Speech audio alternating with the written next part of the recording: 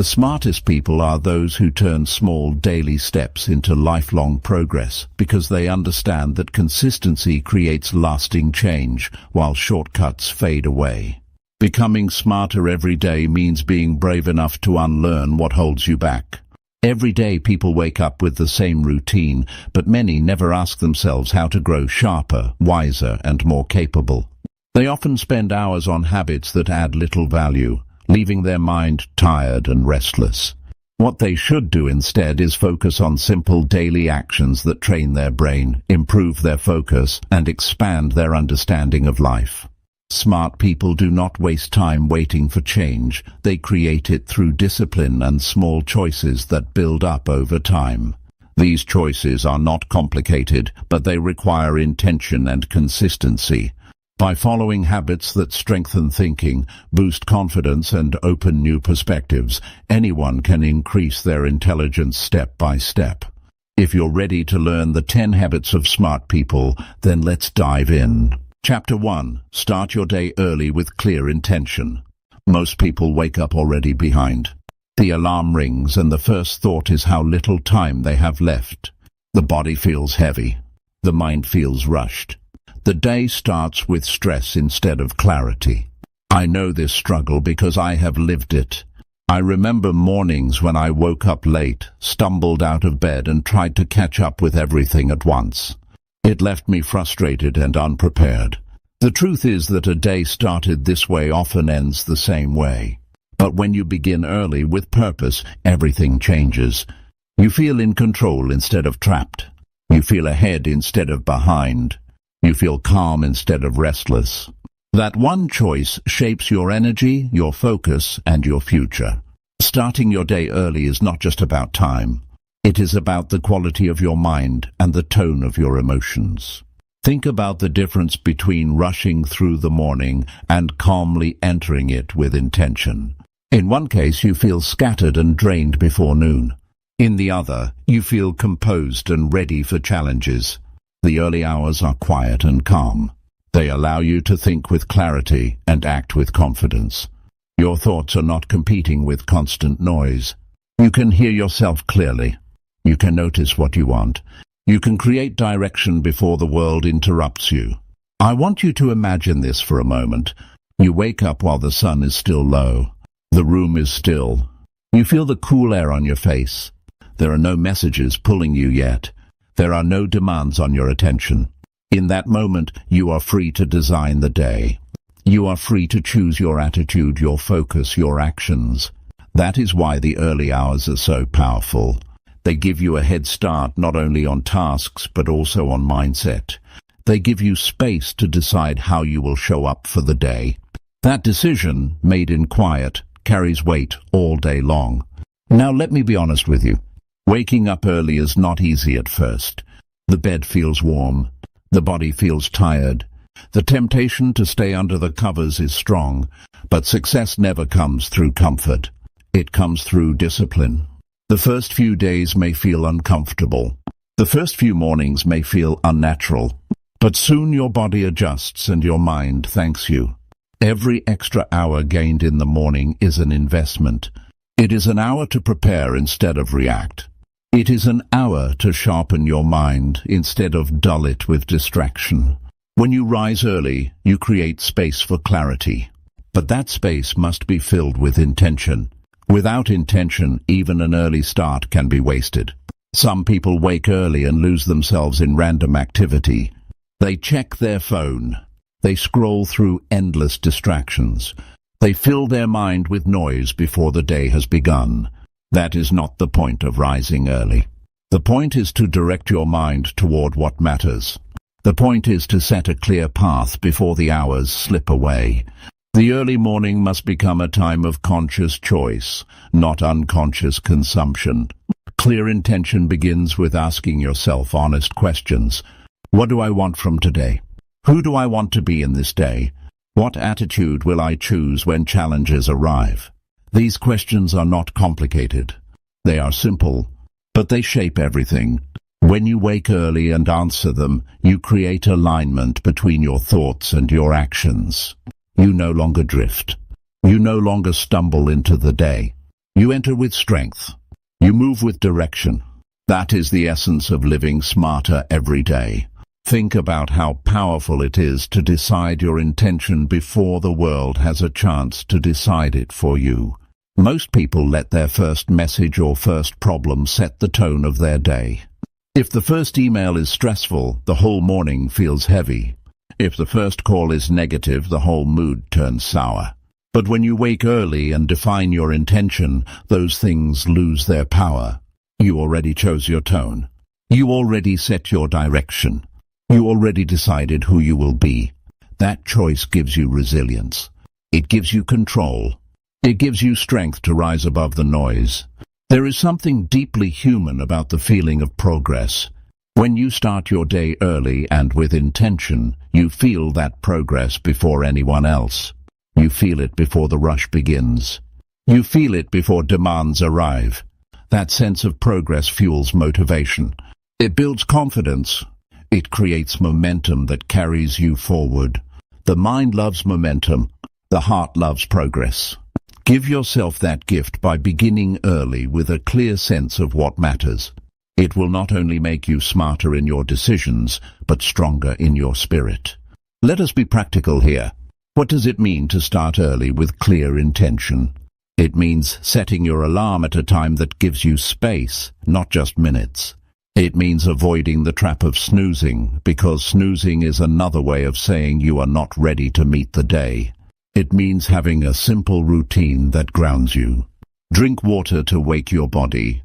Move your muscles to bring energy. Write down your top priorities. Spend a few quiet minutes in reflection. These are not complex steps. They are simple acts that bring order and focus to your mind. One of the most valuable things you can do early in the day is to write your intentions on paper. The mind is easily distracted, but the page is steady. When you write your intentions, you give your thoughts structure. You give them form. You give them life. That act of writing forces clarity. It forces you to decide what really matters. And when you look back later in the day, that page reminds you of the commitment you made to yourself. It keeps you aligned. It keeps you focused. It keeps you smarter than the noise around you. Many people wonder why their days feel out of control. The answer often begins in the first hour. If the first hour is weak, the rest of the day struggles to recover. If the first hour is strong, the rest of the day rises with it. That first hour sets the rhythm. That is why starting early with intention matters so deeply. It is not only about productivity. It is about dignity. It is about telling yourself that your life is worth direction. It is about treating yourself as someone who deserves focus and purpose. That choice builds self-respect, and self-respect builds everything else. I know what it feels like to fall into old patterns. I know the pull of comfort and the weight of excuses. But I also know the strength that comes when you overcome them. Imagine the pride you feel when you keep your word to yourself. Imagine the power you feel when you look back at a week of early mornings filled with clarity. That pride is not given by anyone else. It is earned by you. It is yours alone. That pride makes you stand taller. It makes you walk with certainty. It makes you think with strength. That is the reward of beginning early with intention. The greatest gift of this practice is that it compounds. One day builds on another. One choice strengthens the next. You create a chain of discipline and clarity that becomes a way of life. It starts small. One early morning, one clear intention. But soon it becomes who you are. You are no longer the person rushing through life. You are the person designing it. You are no longer at the mercy of time. You are the master of it. That change does not happen overnight, but it happens through consistent practice. And every practice begins with the decision to rise early and begin with clarity. So as you think about becoming smarter every day, remember this first step. The way you start the day shapes the way you live the day. The way you live the day shapes the way you live your life. It all begins in those first quiet hours. Wake early, decide your intention, live with direction. That choice is small in the moment but great in its impact. That choice is the difference between drifting and leading. That choice is the beginning of a smarter life. Chapter 2. Read something new that stretches your thinking. Many people want to grow, but they stay inside the same circle of thoughts every day. They repeat the same conversations, the same opinions, the same stories. The mind becomes stuck in routine. It becomes safe but also small. When you live only with what you already know, you live within limits. You live inside the walls of your past. If you want to become smarter every day, you must step beyond those walls. You must seek new words, new ideas, new knowledge. The easiest and most powerful way to do this is by reading something new. Reading is more than taking in information. Reading is the act of opening your mind to what you have not yet considered. It forces you to pause your own thoughts and listen to the thoughts of another person. It gives you access to knowledge earned through years of experience. It gives you a chance to borrow wisdom without paying the same price of time or mistakes. Every page carries lessons that can expand the way you see the world. Every chapter can challenge your assumptions. Every book can show you possibilities you never imagined before. Think of the times you felt stuck in life.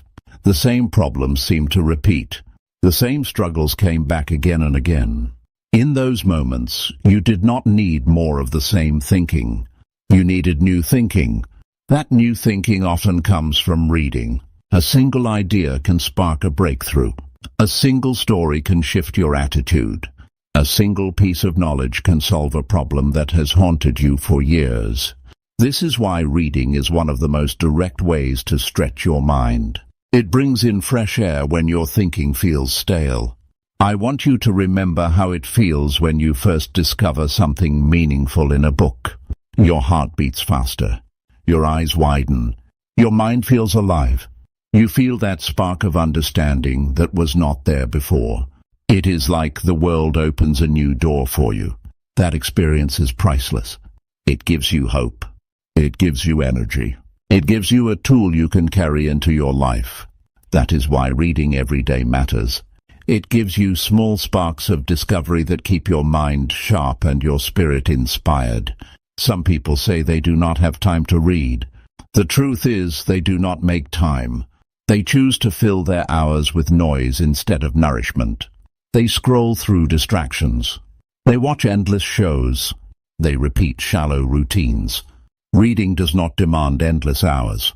Even a few minutes each day can create growth. 10 minutes in the morning, 15 minutes before bed. These small pockets of time can reshape the way you think. They can give you ideas that multiply in value throughout the day. It is not about how much you read. It is about how often you engage with new ideas. But not all reading is equal. Some books only entertain. Some articles only repeat what you already know. If you want to stretch your thinking, you must choose material that challenges you. Choose books that require focus. Choose words that make you pause and reflect. Choose content that expands your understanding of the world. It could be history, philosophy, science, biography, or personal development. It could be something outside your usual interests. The key is that it pushes you beyond what feels comfortable. Growth never comes from comfort. Growth comes from stretching. I want to share something practical with you. Keep a book with you wherever you go. Carry it in your bag. Place it on your desk. Keep it near your bed. That way, when you have a few minutes, you can use them wisely. Those moments add up.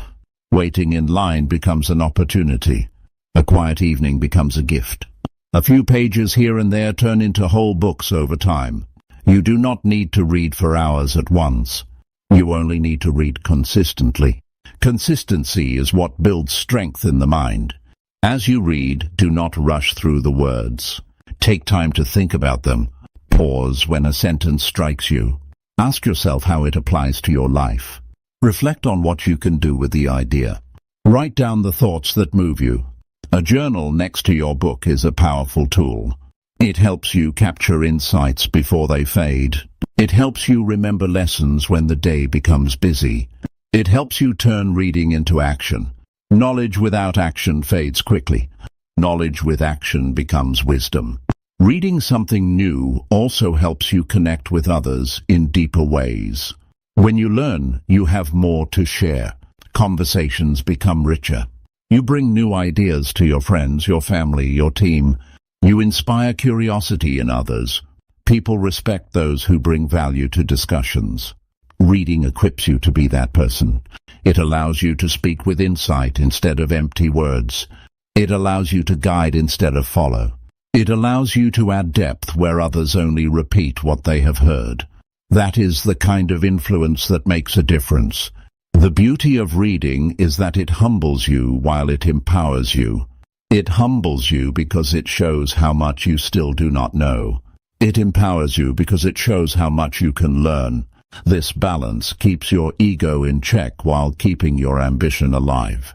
You begin to respect the knowledge of others. You begin to hunger for more.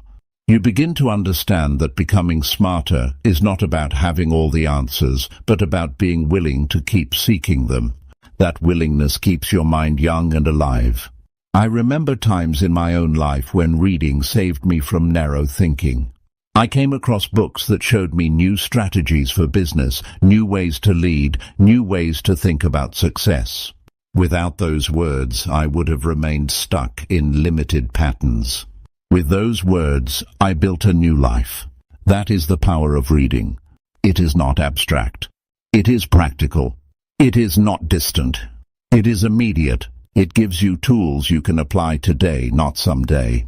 Every page carries potential if you are willing to open it. Now let me be clear. Reading something new does not always mean heavy or complex books. It means engaging with ideas that stretch you.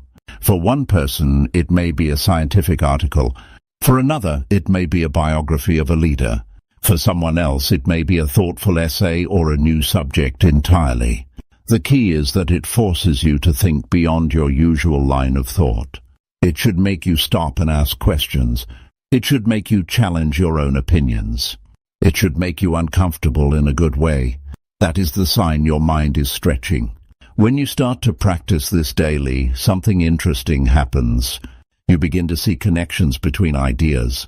You read about history, and suddenly you understand current events better. You read about psychology, and suddenly you understand your relationships better. You read about health, and suddenly you understand your body better. Knowledge in one area supports growth in another. Your mind becomes a network of insights. Each new piece connects with others, and the result is wisdom. This is how you truly become smarter every day. One of the greatest feelings in life is the ability to look back and realize you think better today than you did yesterday. That does not come from accident. It comes from practice. Reading is the practice that gives you this gift. It sharpens your focus. It broadens your perspective. It deepens your understanding. Over time, it shapes you into a person of depth and clarity. It makes you someone who can face challenges with knowledge instead of ignorance. It makes you someone who can lead with insight instead of confusion. That transformation begins one page at a time, so commit yourself to this practice. Open a book that challenges you. Read an article that teaches you. Explore an idea that stretches you. Make it a part of your daily routine. Do not wait for the perfect moment. The perfect moment is now. The act of reading something new every day is a choice that compounds over time. It is a choice that builds a smarter mind, a stronger character, and a richer life. And it all begins with your decision to turn the page. Chapter 3. Write down ideas to sharpen your own mind. One of the greatest struggles people face today is not the lack of ideas, but the loss of them. We all think, we all notice, we all imagine, yet most of those thoughts vanish before the day is done. A powerful thought in the morning is forgotten by the afternoon. A sharp observation while walking disappears by night. The mind is like a stream that never stops moving, and without a way to capture it, most of its treasures drift away. That is why writing down your ideas is not just useful, but essential. It sharpens your mind because it forces your thoughts to take shape. Writing down your ideas is not about having perfect words. It is not about creating great literature. It is about giving your thoughts a place to live outside your head. When you write, you trap clarity on paper. You give your thinking form and structure. You allow your mind to slow down long enough to notice what it really believes. Most people never discover the power of this simple act. They let their best ideas vanish because they never stop to write them. And without this practice, the mind stays dull and restless instead of sharp and calm. Think about how often an idea comes while you are busy. It could be while driving, while walking, or while doing simple work. The thought arrives, and you tell yourself you will remember it later. But later it is gone. That loss is not small. It is the loss of progress. It is the loss of insight.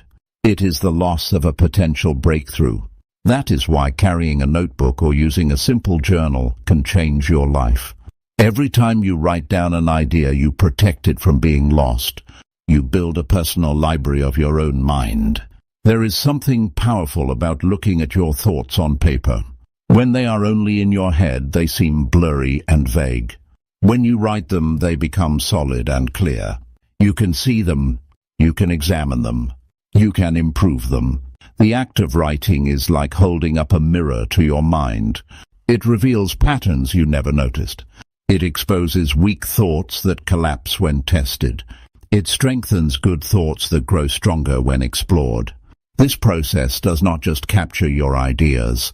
It sharpens your ability to think. Many people avoid writing because they think their ideas are not important enough. They believe only great minds should write. That is not true. Every person has valuable thoughts. Every person notices something unique. Every person carries insights that can help them grow. Writing is not about being important. Writing is about becoming aware. It is about respecting your own thinking enough to give it attention.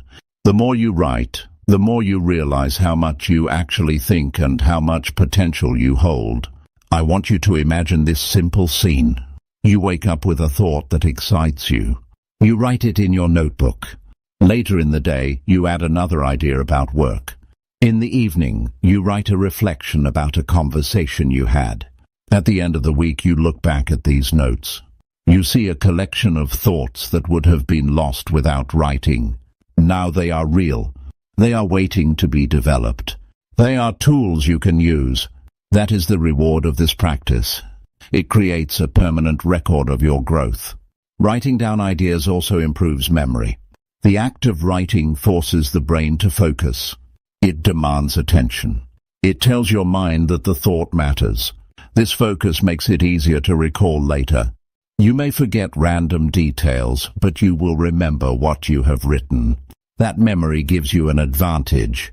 It allows you to use knowledge more effectively.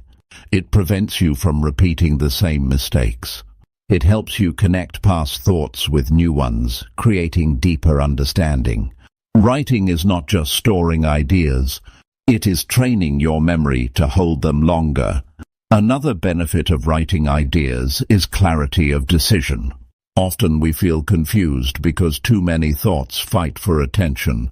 They swirl in our heads without order. When you write them down, they settle. You can see them side by side. You can compare them. You can choose.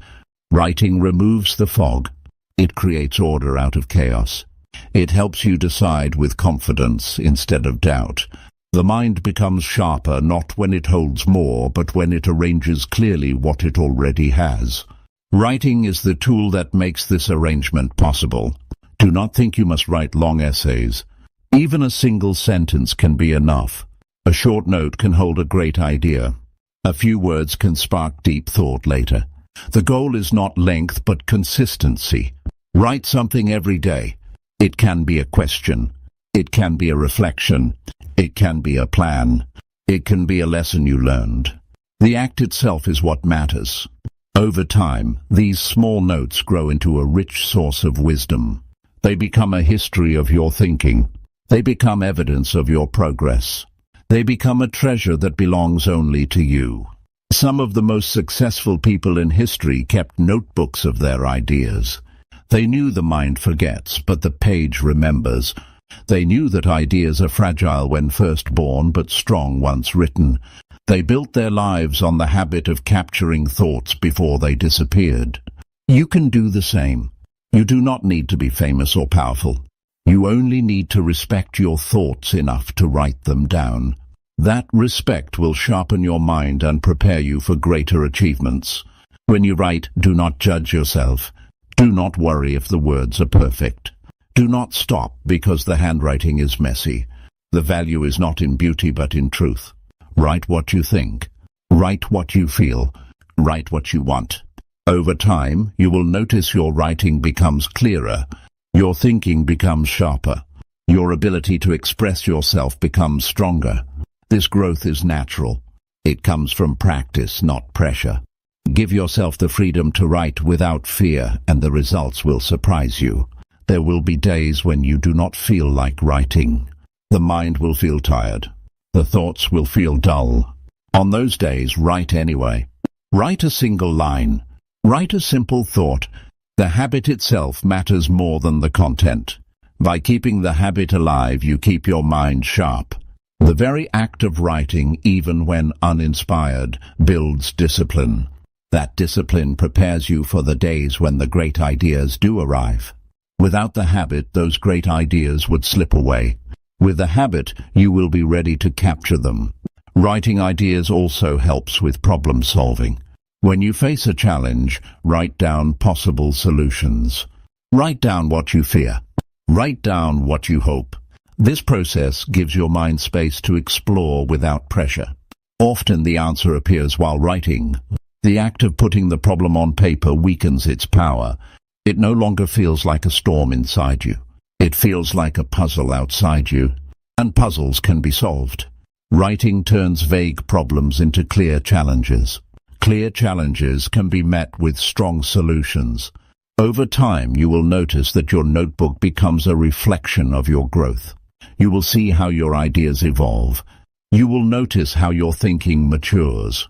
You will realize that what seemed impossible last year is now natural. This reflection builds confidence. It shows progress you might not notice day by day. It proves to you that your mind is becoming sharper. It reminds you that writing is not a small act. It is a powerful act that changes the way you live and think. Writing down ideas also sparks creativity. When you capture thoughts regularly, new connections appear. Old notes combine with new insights. Different ideas merge into fresh solutions. Creativity is not only about sudden inspiration. It is about collecting small pieces and allowing them to connect. Your notebook becomes a playground for your mind. It becomes a place where ideas meet and grow. The more you write, the more connections you create. The more connections you create, the smarter your thinking becomes. If you want to sharpen your mind, make writing part of your daily practice. Carry a notebook. Use your phone if needed. Create a habit of recording your thoughts. Do not wait for perfect conditions. Do it now. Do it often. Respect your mind enough to capture what it produces. This habit will sharpen your memory, your focus, your decisions, and your creativity. It will build a stronger mind one note at a time. And one day when you look back at the collection of your thoughts, you will realize that you have built not only a sharper mind, but a richer life. Chapter 4. Ask better questions to open fresh perspectives. Most people live their days with answers they never questioned. They accept what they hear. They follow what they are told. They repeat what others believe. The struggle begins when life feels small and limited, yet they cannot see why. The reason is simple. They stop asking. They stop searching. They stop wondering. A mind that does not ask becomes stuck. A mind that asks begins to grow. The quality of your questions decides the quality of your thoughts. And the quality of your thoughts decides the quality of your life. When you ask better questions, you give your mind new directions. You open doors that were closed. You discover what you never noticed before. A poor question keeps you trapped, while a good question frees you. Think about it. When you ask why life is unfair, you find only frustration. But when you ask how you can improve your life, you find solutions. The difference is not in the situation, but in the question. Your perspective changes when the question changes. That is the power of asking better questions. Every child begins life with questions. Why is the sky blue? How does this work? What happens if I try? Their curiosity drives their learning. But as people grow older, many stop asking. They believe they already know enough. They accept routine and forget wonder. Yet the smartest minds never stop questioning. They remain curious. They stay open. They search for deeper answers. That curiosity keeps them alive and sharp. If you want to become smarter every day, you must return to that state of questioning. You must learn to ask again. A good question is not about showing intelligence. It is about seeking clarity. It is not about impressing others. It is about improving yourself. A question like, how can I make this better, leads to growth. A question like, why does this always happen to me, leads to despair. Both are questions, but they lead to very different paths. That is why you must choose carefully. Ask questions that open, not close. Ask questions that build, not break. Ask questions that guide, not trap. Your questions are the steering wheel of your thinking. One way to start asking better questions is to replace judgment with curiosity. Instead of saying, this is wrong, ask, why is this done this way? Instead of saying, I cannot do this, ask, what can I do to learn this? Instead of saying, they are lucky, ask, what did they do to earn that result? These small shifts in language create large shifts in perspective. They change the way you see yourself, others, and the world. They turn obstacles into lessons. They turn envy into learning. They turn problems into opportunities. Asking better questions also deepens your relationships. Most people only ask surface questions. How are you? How was your day? These questions do not open much. But when you ask what excited you today, or what is something you are working toward right now, you invite real conversation. You show genuine interest. You create trust.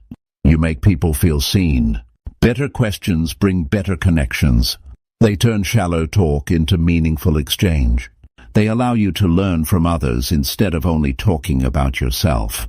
Better questions also guide your growth in work and life. When facing a challenge, instead of asking, why is this so hard? You can ask, what skill do I need to make this easier? That question pushes you toward learning.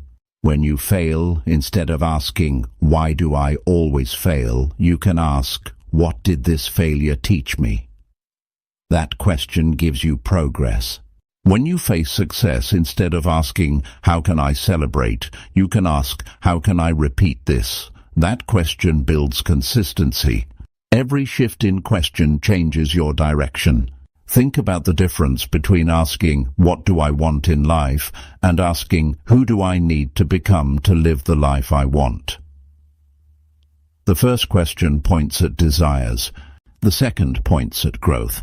The first leaves you waiting. The second moves you to act. This is why better questions lead to smarter living. They do not just gather answers. They expand your perspective. They turn your focus from what you cannot control to what you can. They place responsibility in your hands, and responsibility is the beginning of strength. A great way to sharpen this practice is to write your questions down. At the end of the day, ask yourself, what did I learn today? And write the answer. Ask, what did I do well, and what can I improve tomorrow? These simple questions create reflection. They give you awareness. They keep you from living blindly. When you look back after weeks or months, you will see patterns in your answers. You will see growth. You will see areas that need attention. Writing your questions and answers builds a record of your progress. Some people are afraid to ask questions because they fear looking ignorant. They stay silent. They pretend to understand. They choose pride over growth. That choice keeps them small. The truth is that asking is a sign of strength, not weakness. It shows humility. It shows hunger. It shows courage. People respect those who ask thoughtful questions. They recognize the desire to learn, And in asking, you not only help yourself, but often help others who are also too afraid to ask. Your question may open clarity for many, not just you. The kinds of questions you ask yourself each day shape your mindset. If you start your morning by asking, "What do I have to do today?" you may feel burdened. But if you ask, "What can I accomplish today that will make me proud?" you feel motivated. If you ask, "What am I missing?" you may feel inadequate. But if you ask, "What am I grateful for?" you feel stronger. The shift is small in words but great in effect. Your questions control your focus, and your focus controls your emotions. Better questions also expand creativity. When you ask, "What else could work?" your mind searches for options. When you ask, "What has not been tried yet?" your imagination wakes up. When you ask, "What can I learn from another field?" your thinking crosses boundaries. Creativity is not only about talent. It is about curiosity. It is about asking questions that most people never bother to ask. It is about giving your mind permission to explore instead of remain in the familiar. Creativity grows when you ask without fear. When life feels heavy, questions can also provide relief. Asking, "What is within my control right now?" shifts your focus from frustration to action. Asking, "What will this matter 5 years from now?" helps you gain perspective. Asking, "What is one small step I can take today?" breaks down overwhelm into possibility. These questions reduce pressure. They calm your mind. They help you find direction when everything feels uncertain. A good question is like a light in the dark. It does not remove the darkness, but it helps you see the path. Another powerful habit is to learn from the questions of others. Pay attention to what curious people ask. Notice the questions leaders use to guide their teams. Notice the questions innovators use to create new solutions. Learn from their curiosity. Borrow their questions and adapt them to your own life. Wisdom is not only found in answers but also in the questions that lead to them. By studying the questions of others, you can sharpen your own ability to ask. I want you to realize that every breakthrough you admire began with a question. Every discovery, every invention, every achievement started when someone asked differently. They asked, "What if?" when others said, "It is impossible."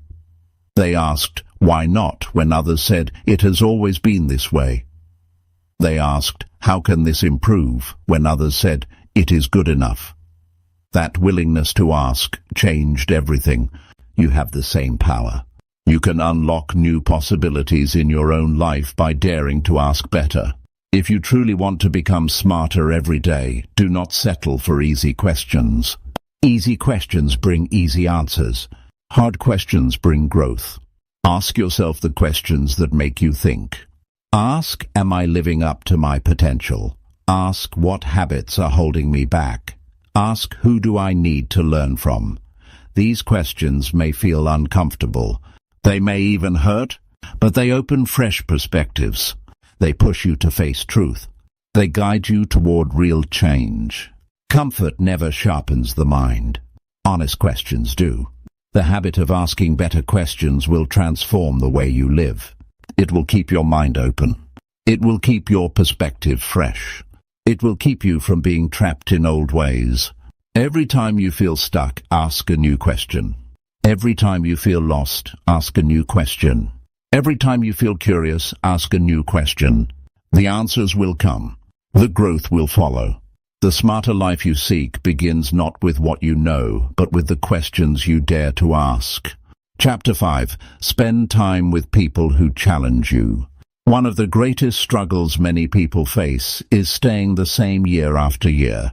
They wake up to the same routines. They spend time with the same people. They hear the same conversations. Their life feels comfortable, but inside they know they are not growing. Growth never comes from comfort. Growth comes when you are challenged. And the people around you are one of the greatest influences on whether you rise or remain the same. If you want to become smarter every day, you must spend time with people who challenge you to think bigger, act stronger, and live better. Think about the times in your life when you improved the most. It was likely not when you were surrounded by those who always agreed with you. It was when you were around people who expected more. They made you raise your standards. They did not let you stay lazy. They asked you tough questions. They gave you honest feedback. That discomfort may have stung in the moment, but later you realized it was a gift. It sharpened you. It forced you to look at yourself. It made you smarter because it made you aware. Too many people stay in circles that keep them small. They choose friends who never question them.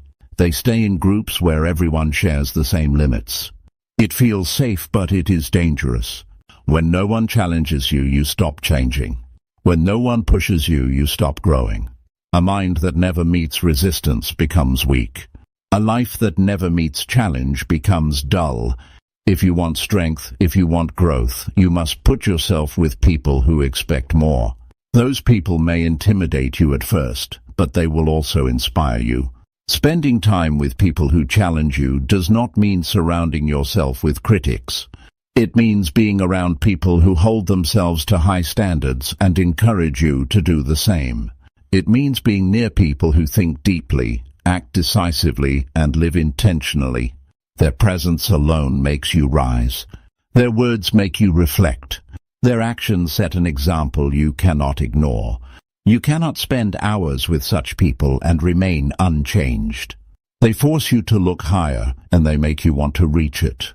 I want you to imagine sitting with someone who is ahead of you in knowledge, in discipline, or in vision.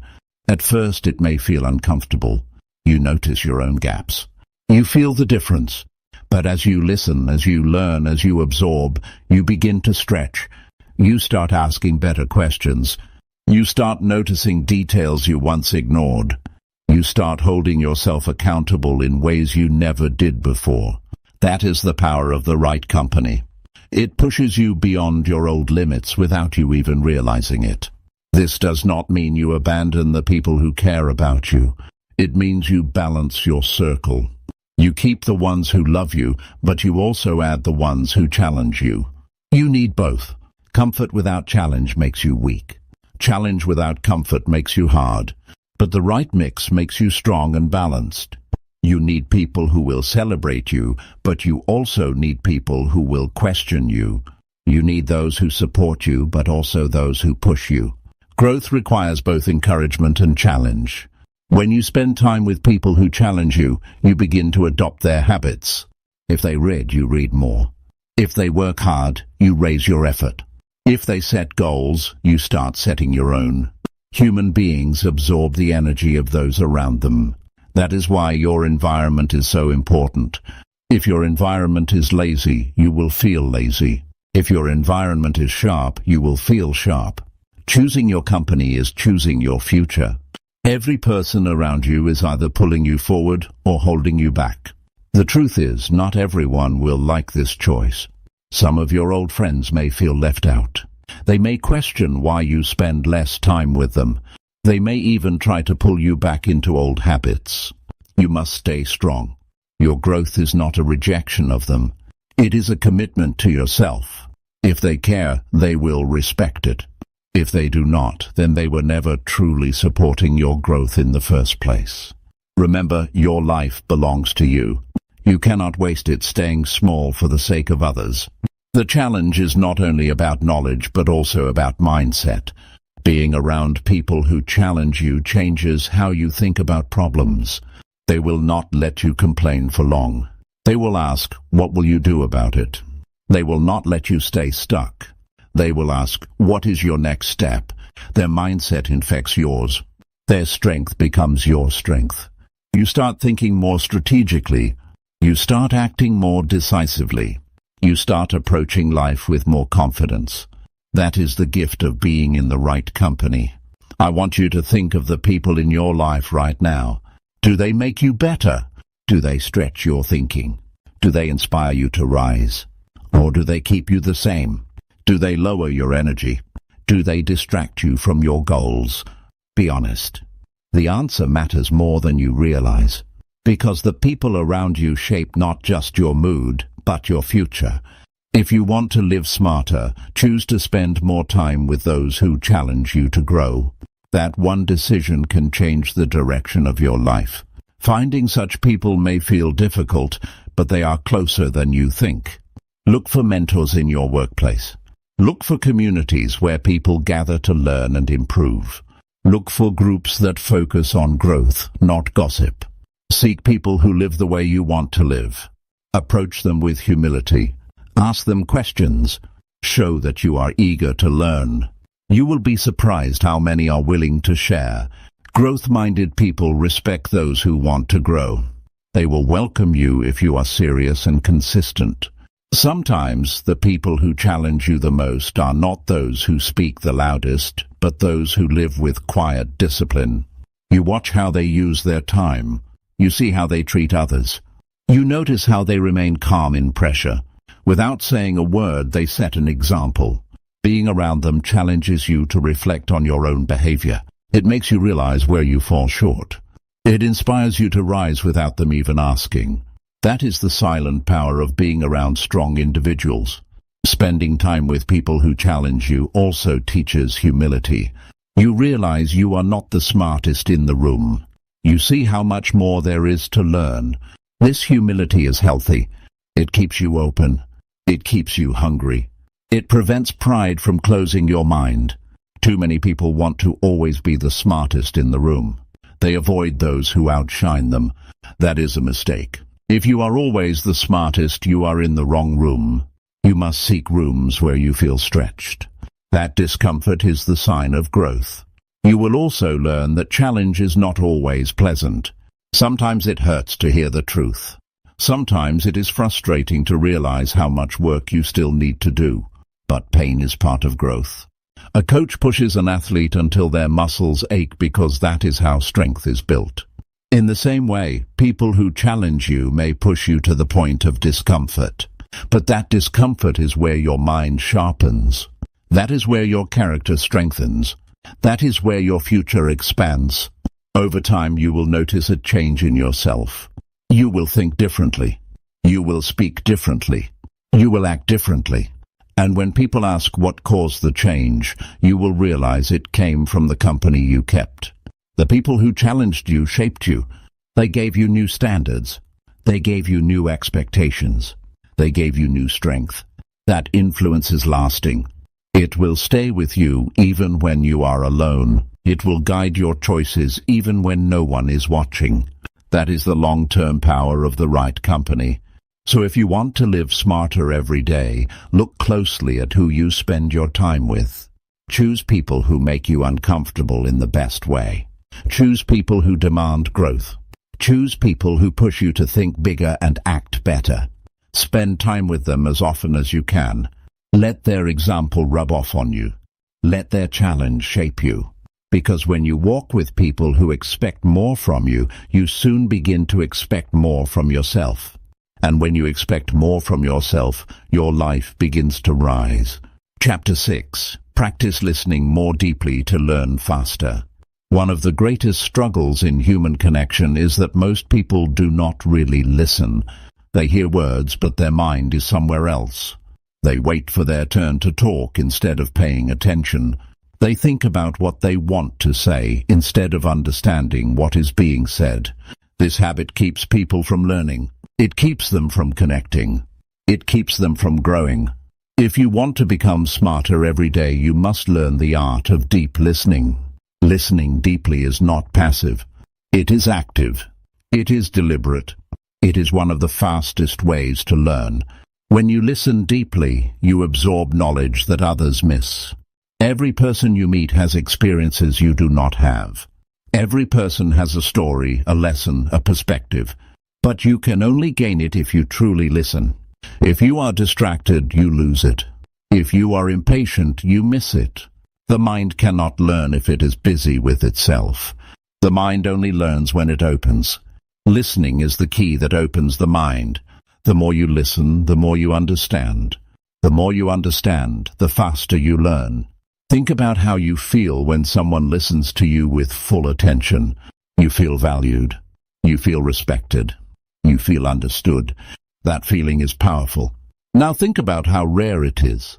Most people are quick to interrupt. Most people glance at their phone. Most people nod without hearing. True listening is rare, and that is why it is so valuable. When you give it, people open up. They share more. They trust you. They reveal insights they would not share with others. By listening deeply, you gain not only knowledge but also connection. Deep listening requires silence inside yourself. It is not enough to be quiet on the outside. You must quiet your thoughts on the inside. That means letting go of the urge to respond right away. That means letting go of judgment. That means focusing fully on the words, the tone, the expression. It means hearing not just what is said, but also what is not said. It means noticing the emotions behind the words.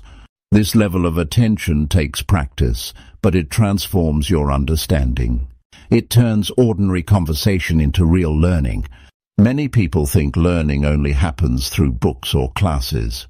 They forget that every conversation is a classroom. Every person you meet can be a teacher. The wisdom of others is always available, but it can only reach you if you listen. A book requires you to read. A teacher requires you to study. A conversation requires you to listen. If you treat every conversation as a chance to learn, you will grow faster than you imagine. Listening deeply makes life itself your teacher. When you listen deeply, you also sharpen your memory. The act of focus helps your brain retain information. You remember details because you were fully present when they were shared. You remember names because you cared enough to pay attention. You remember lessons because you allowed them to sink in. This habit not only helps you learn, but also strengthens your relationships. People notice when you remember what they said. They see that you listened. That builds trust, and trust opens even more doors for learning. A powerful practice to improve listening is to ask clarifying questions. When someone tells you something, do not just nod. Ask them to explain further. Ask how they reached that idea. Ask what they mean by a certain word. This shows them that you are engaged. It also helps you understand at a deeper level. Many times the first thing a person says is only the surface. When you ask, you uncover the layers beneath. This is where real learning happens. This is where insight lives. Listening deeply also helps you control your emotions. In many conversations, people react quickly without understanding. They argue. They defend. They shut down. This ends learning. But when you listen first, you give yourself space. You gain perspective. You see the whole picture before reacting. This control makes you wiser. It prevents mistakes that come from rushing. It gives you the ability to respond instead of react. That difference is the mark of maturity, and it begins with the discipline of listening. Think about leaders you admire. They are often great speakers, but more than that, they are great listeners. They pay attention. They notice small details. They hear what others miss. This makes them effective because they act on full understanding, not half knowledge. They learn faster because they listen more. They grow stronger because they hear perspectives from all sides. If you want to be a leader in your own life, practice listening like this. It will set you apart because few people truly do it. Deep listening also teaches patience. In a world of speed and distraction, patience is rare, but patience is required for real learning. When you let someone finish their thought, you give them respect. When you wait before answering, you give yourself time to think. Patience allows ideas to sink in. It allows emotions to calm. It allows understanding to deepen. This patience makes you smarter because it makes your learning steady and strong. Quick answers may feel clever, but patient listening makes you wise. You will notice that when you listen deeply, people reveal more than they planned. They share hidden fears. They admit struggles. They offer lessons from their mistakes. This happens because they feel safe with you. They sense your attention. They trust your silence. They know you are not just waiting to talk, but truly hearing them. This trust gives you access to knowledge most people never receive. Listening deeply is not only about respect, it is also about opportunity. It gives you access to the richest lessons in others. Sometimes the most valuable lessons come from people you least expect. A child may say something simple that carries great wisdom. A stranger may share a story that changes your thinking. An older person may reveal a truth learned through years. But you only gain these gifts if you are listening. If your mind is elsewhere, you miss them. Deep listening keeps you open to wisdom from every source. It keeps you humble enough to learn from anyone.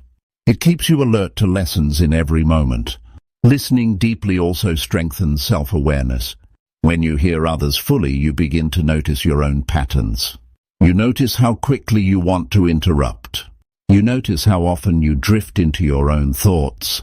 You notice your habits of judgment. By observing these patterns, you can improve them. You become more present.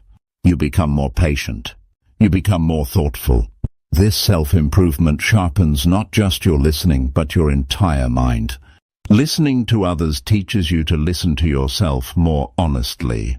One simple way to practice is to repeat back what you heard. When someone finishes, you say, "So what you mean is," and put their thought into your own words. This does two things.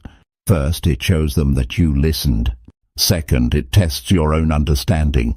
If you misunderstood, they can correct you. This small practice builds accuracy in listening. It prevents false assumptions. It deepens connection.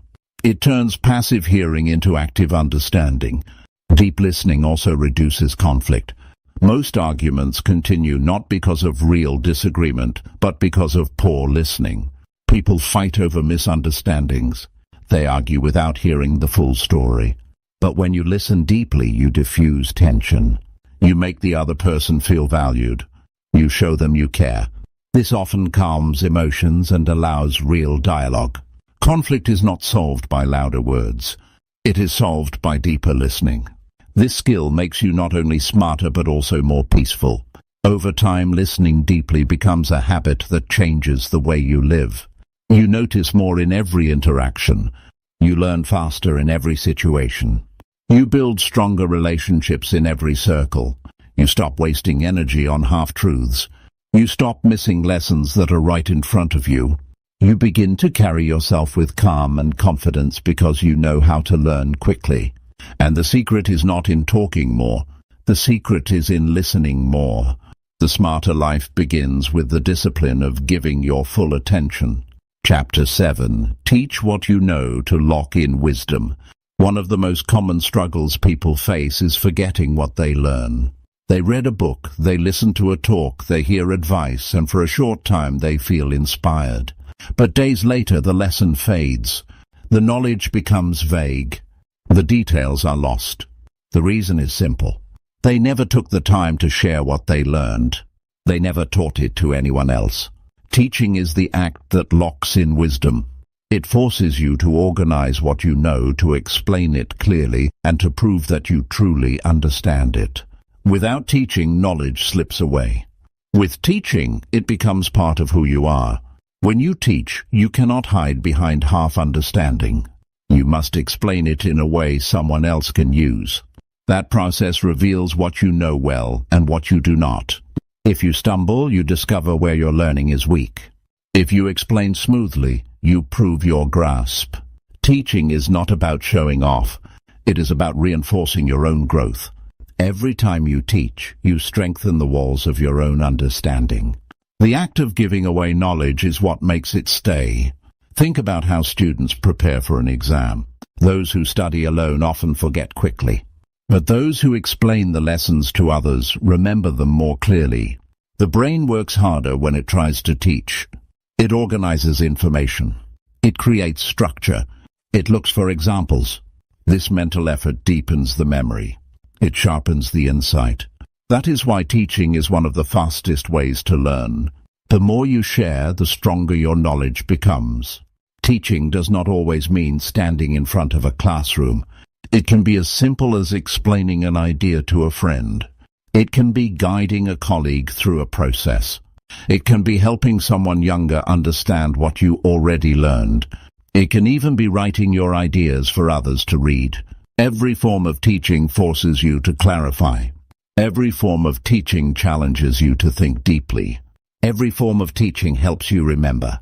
The format does not matter. The act does. Many people avoid teaching because they think they do not know enough. They wait until they feel like experts. They wait until they believe they are ready. But the truth is, you only become ready by doing it. You only become confident by sharing. You do not need to know everything. You only need to know more than the person you are helping. Even small lessons have value. Even basic knowledge can change someone's life. Waiting until you feel perfect only keeps you from growing. Start teaching with what you have now. When you teach, you also develop communication skills. You learn how to take complex ideas and make them simple. You learn how to explain step by step. You learn how to adapt your words to different people. This skill is priceless. It makes you more effective at work. It makes you more influential with others. It makes you more persuasive in life. Teaching trains you to express yourself with clarity. Clarity is not only useful for others. It also makes your own thinking sharper and cleaner. Teaching also builds confidence. When you explain something successfully, you feel capable. You feel useful. You feel valuable. This confidence spreads into other areas of life. You start believing you can handle more challenges. You start trusting your ability to learn and share again. Every small success in teaching multiplies your inner strength. Confidence is not given. It is built. Teaching is one of the fastest builders of confidence because it gives you proof of your ability. Another benefit of teaching is that it creates accountability. When you share knowledge with others, you commit to living it yourself. If you teach discipline, you must show discipline. If you teach honesty, you must show honesty. If you teach growth, you must keep growing. Teaching makes you practice what you speak. It prevents hypocrisy. It pushes you to align your actions with your words. This accountability keeps you sharp. It keeps you consistent. It keeps you real. Teaching also multiplies your impact. When you keep knowledge to yourself, it stops with you. When you share it, it spreads. The person you teach may teach others. Your lesson may ripple far beyond what you see. This ripple effect not only helps others but also honors your own growth. It turns your private learning into public value. It makes your effort worthwhile. The more you teach, the more you multiply your influence. The more you multiply your influence, the more meaningful your learning becomes. Sometimes teaching feels uncomfortable because it exposes your weaknesses. You may fear being asked a question you cannot answer. You may worry about making mistakes. But this discomfort is good. It pushes you to prepare better. It motivates you to keep learning. It keeps you humble. No one knows everything, and teaching reminds you of that. The questions of others reveal gaps you never noticed. Those gaps show you where to grow next. Without teaching, you might never discover them. Teaching also makes learning joyful. There is a special satisfaction in watching someone's eyes light up when they understand. There is a deep pleasure in seeing your effort help another person. That joy motivates you to keep learning so you can share even more. Knowledge without sharing can feel heavy. Knowledge shared feels light and alive. It becomes a source of connection, not just information. Teaching turns learning into a shared journey instead of a private task. One practical way to teach is to create small lessons from what you learn each day. If you read a book, explain one idea from it to someone. If you learn a skill, show it to a friend. If you gain an insight, write about it online or in a journal. Do not wait for formal moments. Every day offers a chance to teach. Every conversation can hold a small lesson. The more often you do this, the stronger your learning becomes. The more consistent you are, the deeper your wisdom grows. Teaching also shapes your identity. You begin to see yourself as someone who contributes, not just consumes. You no longer feel like a passive learner. You feel like an active guide. This shift changes the way you approach knowledge. You no longer learn just for yourself. You learn with the awareness that you may pass it on. That awareness makes you more attentive. It makes you more thoughtful. It makes you more serious about growth. Teaching makes you take learning personally. The act of teaching also strengthens patience. Not everyone learns at the same pace. Some will understand quickly. Others will struggle. Teaching requires you to adapt. It requires you to slow down. It requires you to repeat. This patience trains your character. It makes you calmer. It makes you more compassionate. It makes you more understanding. The lessons you teach others end up teaching you just as much. Teaching builds not only wisdom but also character. When you commit to teaching what you know, you begin to see opportunities everywhere. A younger colleague needs guidance. A friend asks for advice. A stranger is confused about something you already learned. These are chances to reinforce your own wisdom. They are not interruptions. They are investments. Every time you stop to teach, you sharpen yourself. Every time you explain, you strengthen your foundation. Every time you give away knowledge, you secure it more deeply within yourself. The truth is, the people who grow the fastest are those who learn and teach at the same time. They do not wait until they are masters. They teach as they grow. This cycle keeps them sharp. It keeps them humble. It keeps them learning at a faster pace than those who only study in silence. If you want to accelerate your growth, make teaching part of your learning. Do not separate them. Combine them. Learn, teach, repeat. That cycle locks in wisdom better than any other method.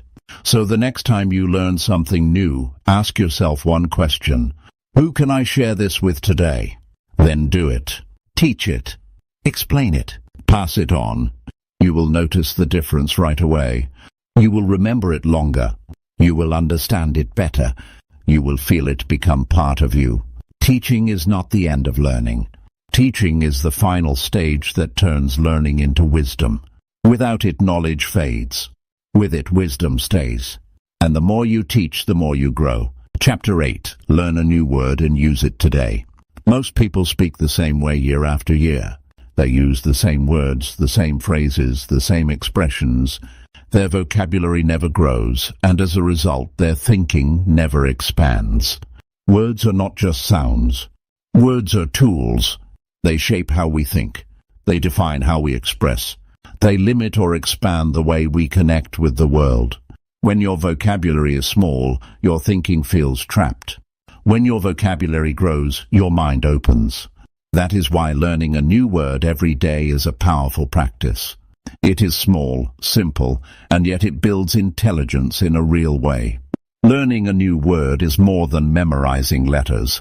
It is about capturing an idea. Each word carries meaning, history, and emotion. When you learn a word, you gain a new lens to see the world. You gain a sharper way to describe what you feel. You gain a clearer way to explain what you know.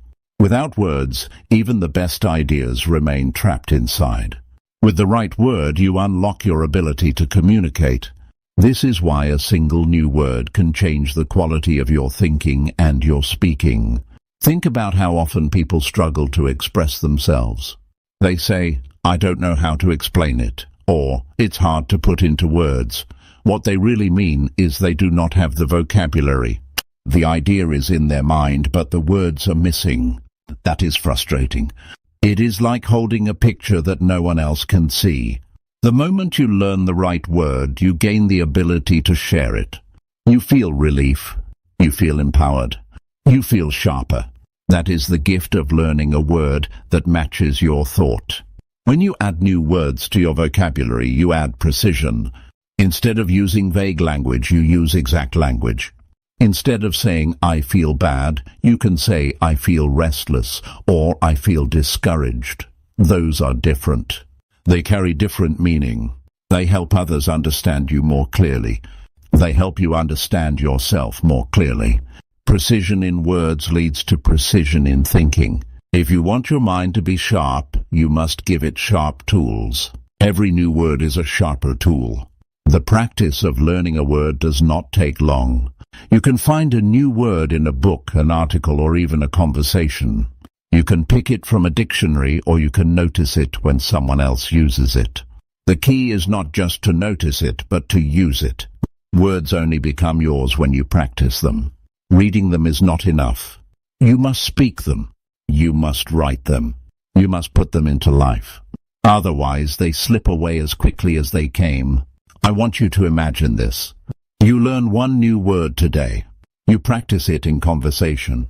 Tomorrow, you learn another. You repeat it in writing. A week later, you have 7 new words. A month later, you have 30 new words.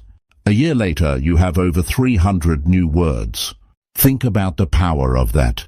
Think about how much smarter you will sound.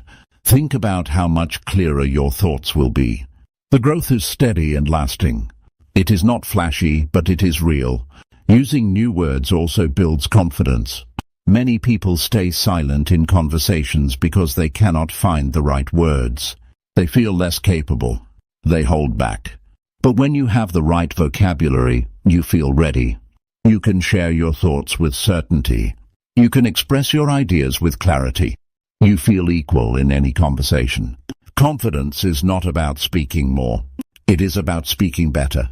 And speaking better comes from having the right words at the right time. Learning a new word every day also keeps your brain active. It forces you to stretch your memory.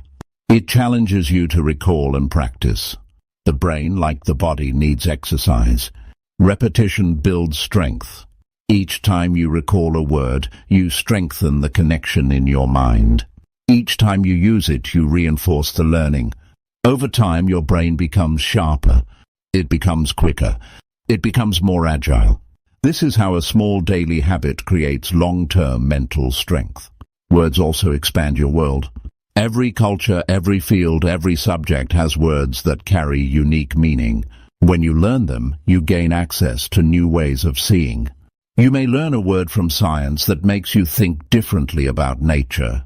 You may learn a word from psychology that makes you understand people better. You may learn a word from art that makes you notice beauty more deeply. Each word is like a doorway into a larger view. The more words you learn, the larger your world becomes. To make this practice powerful, you must not only learn a word but also connect it to your life. Do not just repeat the definition. Ask yourself, how can I use this word today?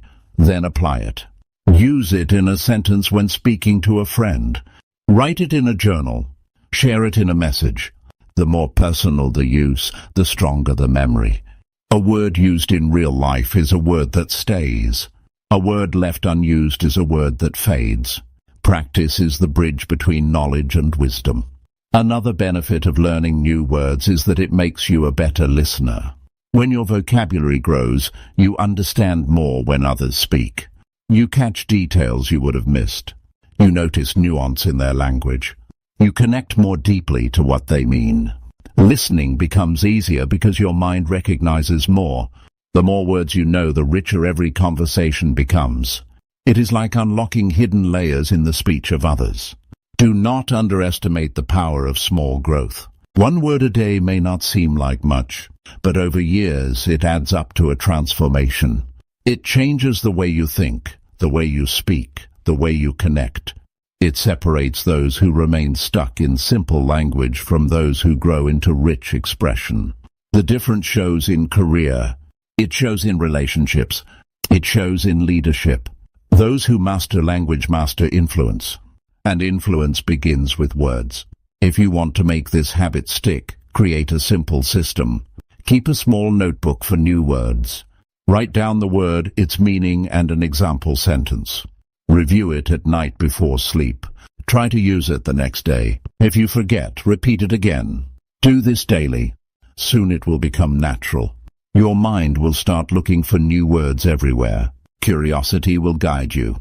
Learning will excite you. Growth will become a daily part of life. Another way to reinforce this practice is to share your new word with others. Teach it to a friend. Explain it to a colleague. Post it online. When you teach, you strengthen your memory. You also inspire others to learn. Sharing turns a personal habit into a community habit. It multiplies the impact. It keeps you accountable. It makes the practice fun. When you share knowledge, it becomes part of your identity. You become someone who grows and helps others grow. You will notice something interesting when you practice this daily. Your conversations will change. People will pause when they hear you use a word they do not know. They will ask about it. They will see you as knowledgeable. They will respect your clarity. This is not about showing off. It is about expressing yourself fully. It is about living with precision. It is about using language as a tool for growth. The impact will show in the way people respond to you. The truth is, the words you choose reveal the quality of your thinking. Simple, vague words show simple, vague thinking. Rich, precise words show rich, precise thinking. If you want to elevate your thinking, elevate your vocabulary. Do it one word at a time. Do it every day. Do it with consistency. Over time, you will look back and realize you think sharper, you speak clearer, and you connect deeper. And it all began with the choice to learn and use a single new word each day. Chapter 9. Break one bad habit and replace it daily. Most people know they have habits that hold them back. They know they waste time on things that add no value. They know they repeat actions that harm their health, their focus, or their progress. They even feel guilty after doing them. Yet the cycle continues. The hardest part about bad habits is not recognizing them. The hardest part is changing them. Habits become automatic. They sneak into the day without effort, and unless we replace them with something better, they remain strong. If you want to become smarter every day, you must practice breaking one bad habit at a time and replacing it with a better one. Change begins with awareness. You cannot break what you do not notice.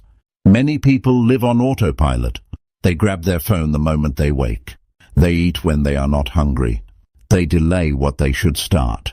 These habits feel small, but repeated daily, they shape life.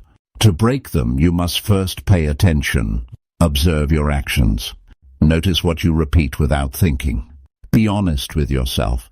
Awareness may sting at first, but it is the doorway to growth. Without it, you cannot step forward. Once you see a bad habit clearly, you must understand what it gives you. Every habit, even a harmful one, serves a purpose. Maybe scrolling your phone gives you escape. Maybe eating late gives you comfort. Maybe procrastination gives you relief from pressure. The habit is not random. It is a response to a need. If you try to destroy it without replacing it, you leave a hole.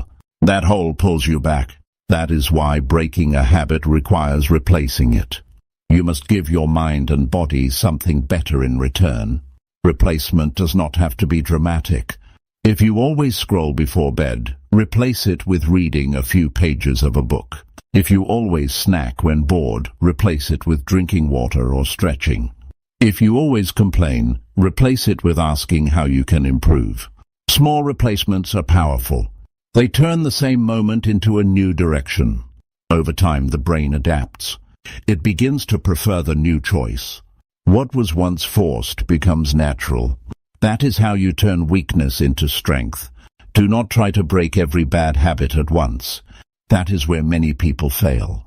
They attempt to change everything overnight. They feel motivated for a few days, then collapse. Real change comes from focus. Choose one bad habit. Work on it daily. Replace it with one better habit. Stay consistent.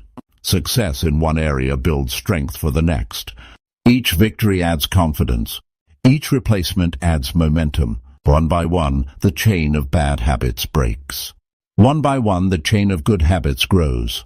Think about the power of this practice over time. If you replace one bad habit each month, you transform 12 habits in a year. 12 habits may not sound huge, but it is life-changing. It means 12 daily choices improved.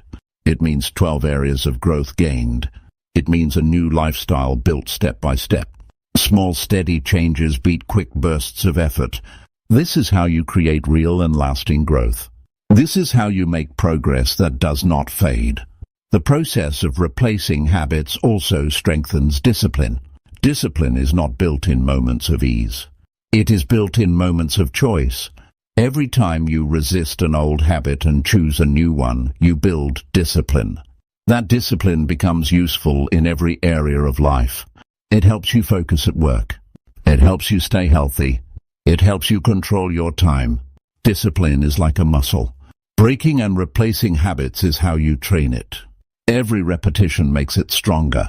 There will be times when you fail. You will fall back into the old habit. That is normal. Failure is not the end. It is part of the process. What matters is what you do next. Do not sink into guilt. Do not give up. A single mistake does not erase progress. Correct yourself quickly. Return to the new habit. Each recovery strengthens you. Each bounce back proves your commitment. Over time, the failures lessen and the new habit takes root. Growth is not about perfection. It is about persistence. Breaking bad habits also frees mental energy. Habits consume space in your mind. When you spend hours on empty actions, your brain grows dull. When you stop them, you regain focus. You notice you have more time. You feel more alert. You feel lighter. That energy can then be invested in learning, creating, or improving. Every habit you break gives you back pieces of your life. Every habit you replace gives you new direction. The difference is powerful and noticeable. Another benefit is that you begin to respect yourself more. When you keep repeating bad habits, you lose trust in yourself. You feel weak. You feel frustrated. But when you break them, you prove to yourself that you have control. You earn your own respect. You feel proud. That pride is not empty. It is built on discipline. It shows up in your confidence. It strengthens your character. Self-respect grows not from words, but from actions. Breaking bad habits is one of the surest ways to earn it. To succeed in this practice, prepare for the triggers that start bad habits. Triggers are the moments that lead you to repeat them. Maybe stress triggers eating. Maybe boredom triggers scrolling. Maybe fatigue triggers procrastination. Identify the triggers. Then plan new responses. If stress comes, you walk or write instead of eating. If boredom comes, you call a friend instead of scrolling. If fatigue comes, you take a short break instead of delaying. Preparation makes you ready. Without it, triggers catch you off guard. Consistency is the secret. Doing it once changes nothing. Doing it daily creates transformation. Repetition rewires the brain. Repetition makes the new habit automatic. You must practice until the new action feels natural. At first it will feel hard. Later it will feel normal. Finally it will feel automatic. That is the cycle of habit change. Many people quit before reaching automatic. Stay long enough to reach it. That is when true change locks in. Surrounding yourself with the right people also makes a difference. If those around you repeat bad habits, you will feel pulled back. If those around you live with discipline, you will feel supported. Company shapes behavior. Choose wisely. Share your goal with people you trust. Ask them to keep you accountable. Their presence and encouragement make the path easier. You do not have to do it alone. Growth becomes stronger when shared. Breaking and replacing habits also teaches patience. Habits are built over years and they take time to change. Do not expect instant results. Celebrate small wins. Notice progress. Give yourself credit. Each day you replace a bad habit is a victory. Each day you stay consistent is proof of strength. Patience keeps you steady. It prevents frustration. It allows growth to unfold naturally. Patience is not weakness. It is wisdom. It is the fuel of long-term change. You will notice that as you replace habits, your identity begins to shift. You stop seeing yourself as someone trapped. You begin to see yourself as someone in control. This shift is powerful. Identity shapes behavior. When you believe you are disciplined, you act disciplined. When you believe you can change, you do change. Replacing habits one by one builds a new identity. It makes you the kind of person who expects better from yourself. That is the foundation of all growth. So each day, choose one bad habit to break. Choose one good habit to replace it. Focus on consistency. Accept failure as part of the path. Stay patient. Over time, you will notice not only new habits, but a new self. You will think smarter. You will act stronger. You will live better. The life you want is not built in one giant step. It is built in daily choices. And each choice begins with breaking what holds you back and replacing it with what moves you forward. Chapter 10. Exercise your body to keep your brain sharp. Most people want a sharp mind, but they forget the role of the body. They read books, they watch lectures, they chase new information, yet they neglect their health. They sit for hours, they eat poorly, they avoid movement. Then they wonder why their focus is weak, why their energy is low, why their memory feels dull. The truth is simple. The body and brain are not separate. They work together. If you let the body decline, the mind suffers. If you strengthen the body, the brain responds. Exercise is not just for muscles. It is fuel for the mind.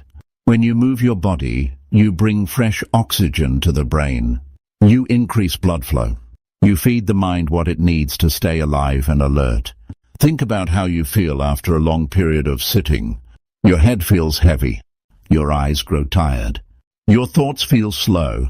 Now think about how you feel after a brisk walk. Your energy rises. Your thinking clears. Your mood improves. That is the direct effect of movement. Exercise awakens the body, and in doing so it awakens the brain. Exercise also releases chemicals that improve memory and focus. Scientists can explain it in detail, but you can feel it without science. After moving, you feel lighter, calmer, and sharper. The stress fades. The fog lifts. Ideas come faster. That is not imagination. That is biology at work. Your brain thrives on activity. When you deny it, it grows dull. When you give it exercise, it grows alive.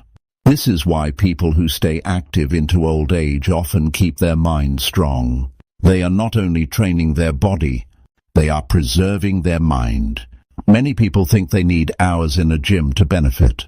That is not true. Even small amounts of daily movement make a difference. A short walk, a few minutes of stretching, a quick routine at home. What matters is consistency. The brain responds not to rare effort but to regular practice. Movement must become part of your lifestyle, not just an occasional task. It does not need to be extreme. It needs to be steady. Your mind needs that rhythm as much as your body does. The challenge is that exercise often feels difficult at first. The body resists. The mind makes excuses.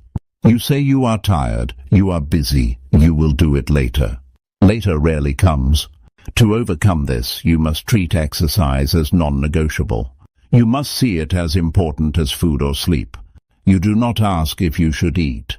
You do not debate if you should sleep. You simply do it. Exercise deserves the same respect. Without it, you limit your potential. With it, you unlock energy you did not know you had. When you commit to exercise, you also build discipline. The discipline to move your body is the same discipline you need to train your mind.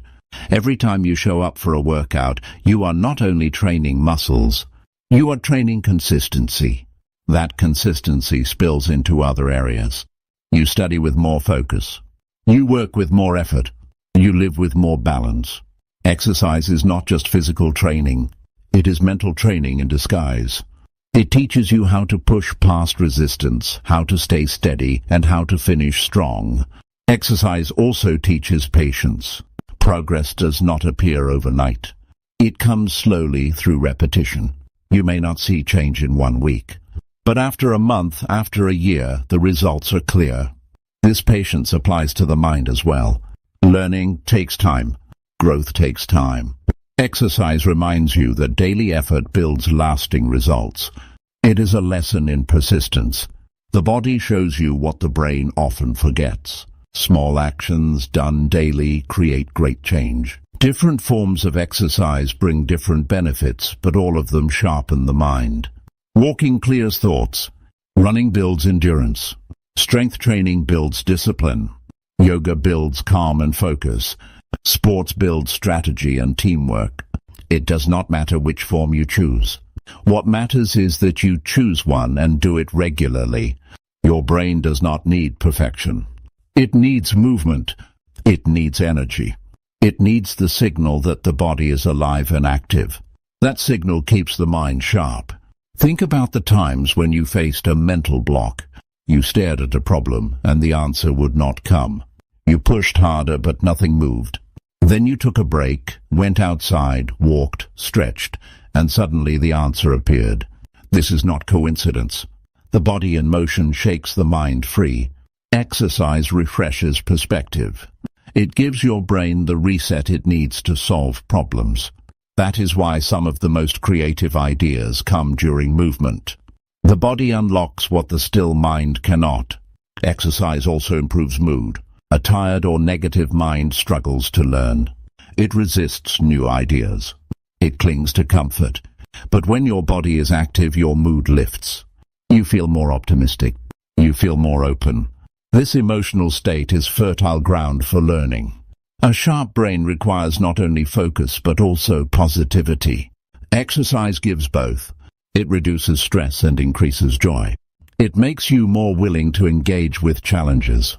It makes you more resilient when facing failure. Another gift of exercise is confidence. When you see your body grow stronger, you believe in your ability to change. You see proof that effort works. That proof carries into every area of life. If you can lift more weight than last month, you believe you can handle more work. If you can run longer than last week, you believe you can endure more challenges. The body becomes a visible reminder of your strength. That reminder fuels the brain with belief. Confidence is not an idea. It is evidence. Exercise provides that evidence daily. For those who struggle with discipline in learning, exercise can be the starting point. Reading may feel hard. Writing may feel heavy. But moving your body is clear and simple. You can measure it. You can feel it. It gives instant feedback. Once you build discipline through exercise, you can transfer it to study. The same willpower that makes you finish a workout can make you finish a book. The same persistence that keeps you moving in a run can keep you moving through a challenge. Exercise trains the foundation for all other learning. The connection between body and brain is stronger than most people realize. When you slouch, your energy drops. When you sit still too long, your thoughts slow. When you neglect your health, your mind pays the price. But when you stand tall, when you move with energy, when you strengthen your body, your mind follows. It sharpens. It focuses. It grows. You cannot separate the two. The body carries the brain.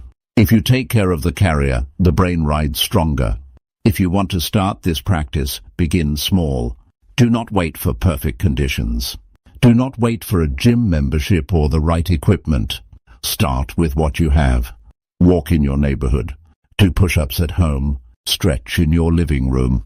What matters is not where you begin, but that you begin. Consistency will take care of the rest. The brain does not demand perfection. It only asks for daily movement. It asks for energy. It asks for the gift of an active body. As the weeks pass, you will notice a difference. You will wake up with more energy. You will focus longer on your work. You will remember details more clearly.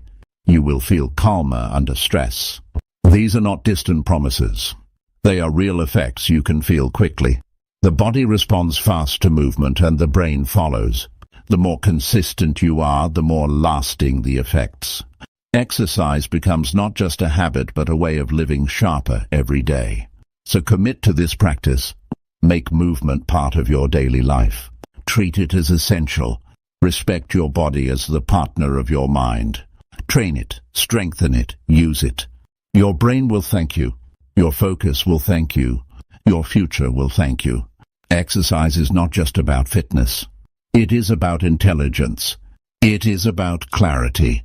It is about living with energy and wisdom.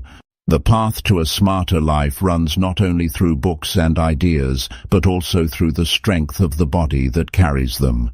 Chapter 11. Limit distractions so your focus becomes stronger. One of the biggest struggles in modern life is the endless stream of distractions. People wake up and reach for their phone before they even take a breath. Notifications buzz, screens glow, and attention is pulled in every direction. Hours disappear without notice. Work is delayed. Goals are ignored. The mind feels restless and tired, yet little gets done. This is the cost of distraction. It robs you of focus. It weakens your mind. It steals your time. If you want to become smarter every day, you must learn to limit distractions and strengthen your focus. Focus is the ability to give your full attention to one thing at a time. It sounds simple, but it is rare. Most people jump from one task to another. They check messages while working. They scroll while eating. They divide their attention until nothing gets the full strength of their mind. This constant switching is exhausting. The brain is not built to handle endless interruption. It needs space. It needs stillness. It needs depth. Without focus, learning is shallow. With focus, learning becomes deep and lasting. Distractions are not only external, they are also internal. Your phone may buzz, but so does your mind. Worries, doubts, and random thoughts appear. They fight for attention just as loudly as notifications. Limiting distractions means managing both worlds. You must control the environment outside you and the noise inside you. Only then can your focus grow stronger. Only then can your mind achieve the clarity it needs to learn, create, and grow. Start by identifying your biggest distractions. For some, it is the phone. For others, it is the television. For many, it is social media or endless browsing. Be honest. Notice what steals your time the most. Write it down. Awareness is the first step. Once you know the source, you can build a plan. Do not lie to yourself. Do not excuse it. Name it clearly. That clarity is your first victory against distraction. Without clarity, you remain blind to the true problem. The next step is to create barriers. If your phone pulls you away, put it in another room while you work. If the internet tempts you, block the sites that waste your hours. If noise interrupts you, use headphones or find a quiet space. Do not depend only on willpower. Willpower is weak when temptation is near. Design your environment to protect your focus. Remove what distracts you before it can pull you away. This small adjustment can make a large difference in your productivity and peace. Another way to limit distractions is to give your time structure. A day without structure is an open door for interruptions. But when you set clear hours for work, rest, and learning, distractions lose power. You know when to focus and when to relax. The mind respects boundaries. It works better with clear direction. Plan your day in blocks. Dedicate certain hours to deep work. During those hours, cut off everything else. Even 2 focused hours are more powerful than 8 distracted hours. Your focus is also strengthened by training your attention. Attention is like a muscle. If you let it wander all the time, it becomes weak. If you train it daily, it becomes strong. Start small. Choose one task. Set a timer for 20 minutes. Give it your full attention until the timer ends. No checking, no switching, no pausing. Just full focus. Over time, increase the length. Soon your mind will adjust. It will learn how to stay present. The ability to focus longer is not talent. It is training. Limiting distractions also requires discipline with technology. Devices are useful tools, but they are designed to steal your attention. Every notification is a demand. Every alert is a call. If you do not control them, they will control you. Turn off non-essential notifications. Set times to check email instead of leaving it open. Use your phone with purpose, not habit. Ask yourself each time you pick it up, why am I using this now? That small question breaks the cycle of mindless scrolling. It returns control to you. But distractions are not always digital. They also come from people. Friends may interrupt. Family may demand attention. Colleagues may disturb your work. To limit these, you must communicate clearly. Tell people your working hours. Tell them when you cannot be disturbed. Respect yourself enough to protect your focus. Respect others enough to give them full attention when the time is right. Boundaries are not selfish. They are necessary for focus. They allow you to give your best when you are present. Internal distractions require self-awareness. Thoughts about the past or worries about the future pull the mind away from the present. To limit them, practice returning your focus to the task. When a thought comes, notice it and let it go. Return your attention gently. Do not fight the thought. Do not judge it. Just return. Each return is a repetition. Each repetition strengthens your focus. Over time, your mind learns to stay where you direct it. This practice keeps you sharper and calmer in every situation. You will also find that rest plays a role in focus. A tired mind is an easy target for distraction. Without sleep, your willpower fades. Your memory weakens. Your attention breaks. Rest is not laziness. It is fuel. If you want strong focus, give your brain proper rest. Sleep deeply. Take breaks during long tasks. Move your body to refresh energy. A well-rested brain can resist distraction. A tired brain cannot. Treat rest as a tool for focus, not as a reward after focus. When you begin to limit distractions, you will notice changes quickly. Tasks that once took hours will take less time. Work that once felt overwhelming will feel manageable. You will feel more satisfied at the end of the day. You will notice progress instead of frustration. Focus brings results. Results bring motivation. Motivation strengthens discipline. The cycle continues upward. Limiting distractions is not about restriction. It is about freedom. It frees your mind to use its full power. Remember, distractions never fully disappear. They will always exist. The goal is not perfection but control. You cannot eliminate them, but you can limit them. You can create habits that protect your focus. You can design an environment that supports your goals. You can train your attention to stay strong. This practice is daily. It is ongoing. But each day you improve, your mind becomes sharper. Your focus becomes stronger. Your learning becomes faster. That is the reward of mastering distraction. Chapter 12. Reflect each night on lessons you discovered. Most people move from one day to the next without stopping to think about what they experienced. They wake up, they go through their routine, they face problems, they enjoy moments, and then they collapse into bed. The cycle repeats. Days blur together. Weeks pass quickly. Years slip away. The reason this happens is that they never pause to reflect. They never ask, "What did I learn today?" They never take time to capture the lessons that life offers. Without reflection, even valuable experiences fade into memory. With reflection, every day becomes a teacher. Reflection is the act of looking back with awareness. It is not about regret or guilt. It is about learning. It is about taking the raw events of the day and turning them into insight. Without reflection, a mistake is just a mistake. With reflection, a mistake becomes a lesson. Without reflection, a success is just a moment.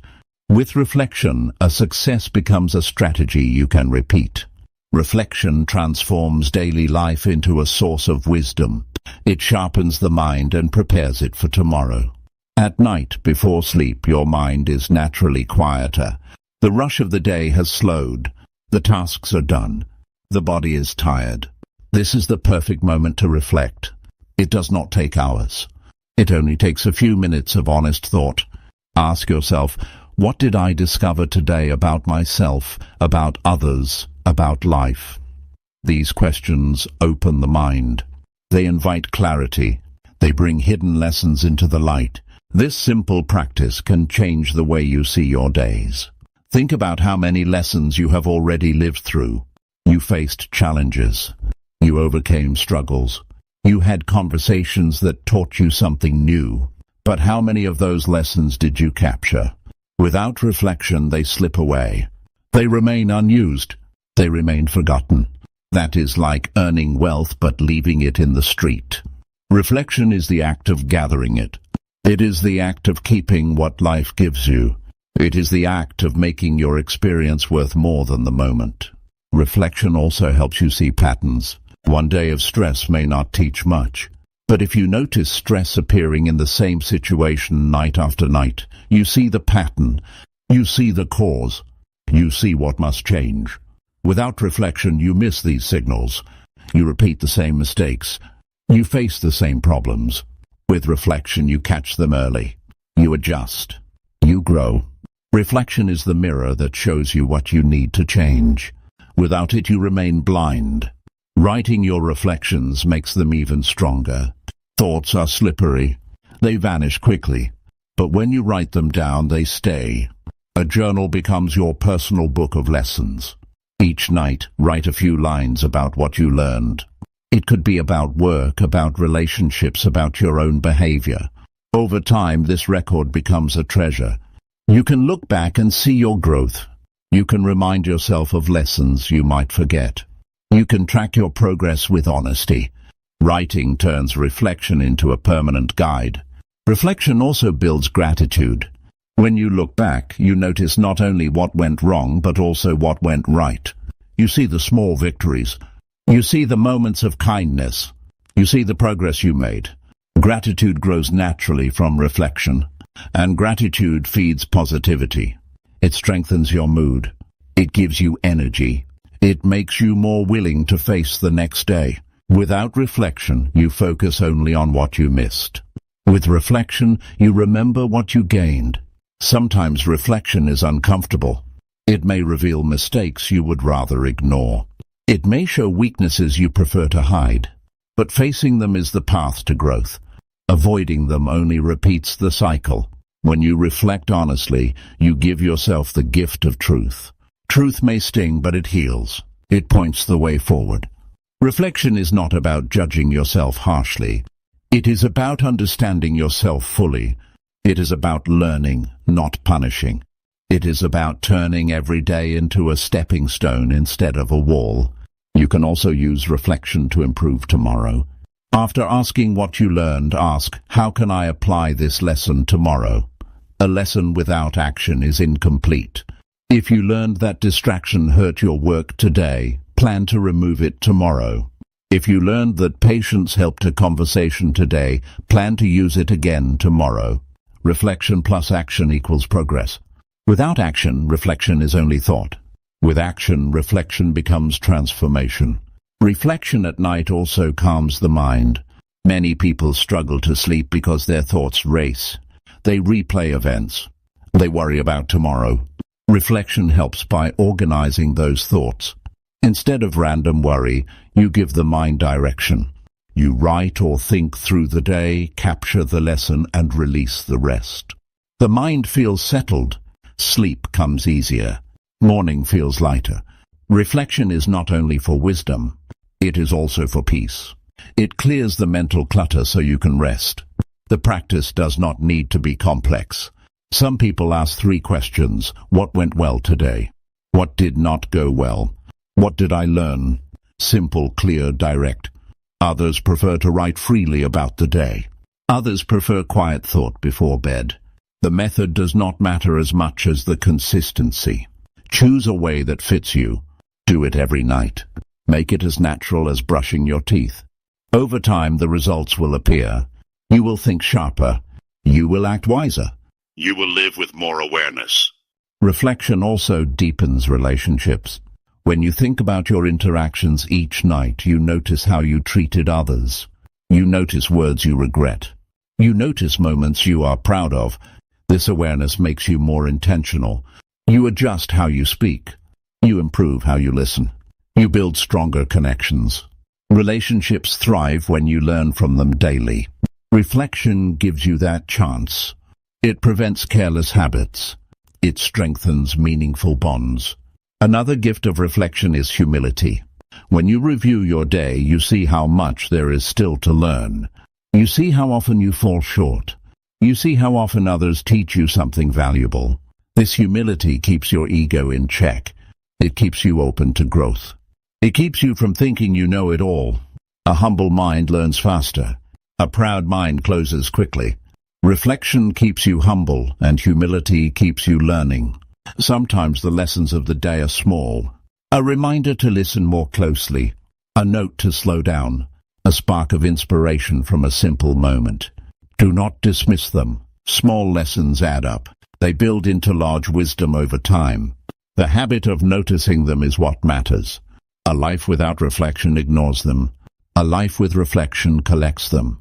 You cannot always control what the day brings, but you can always control what you take from it.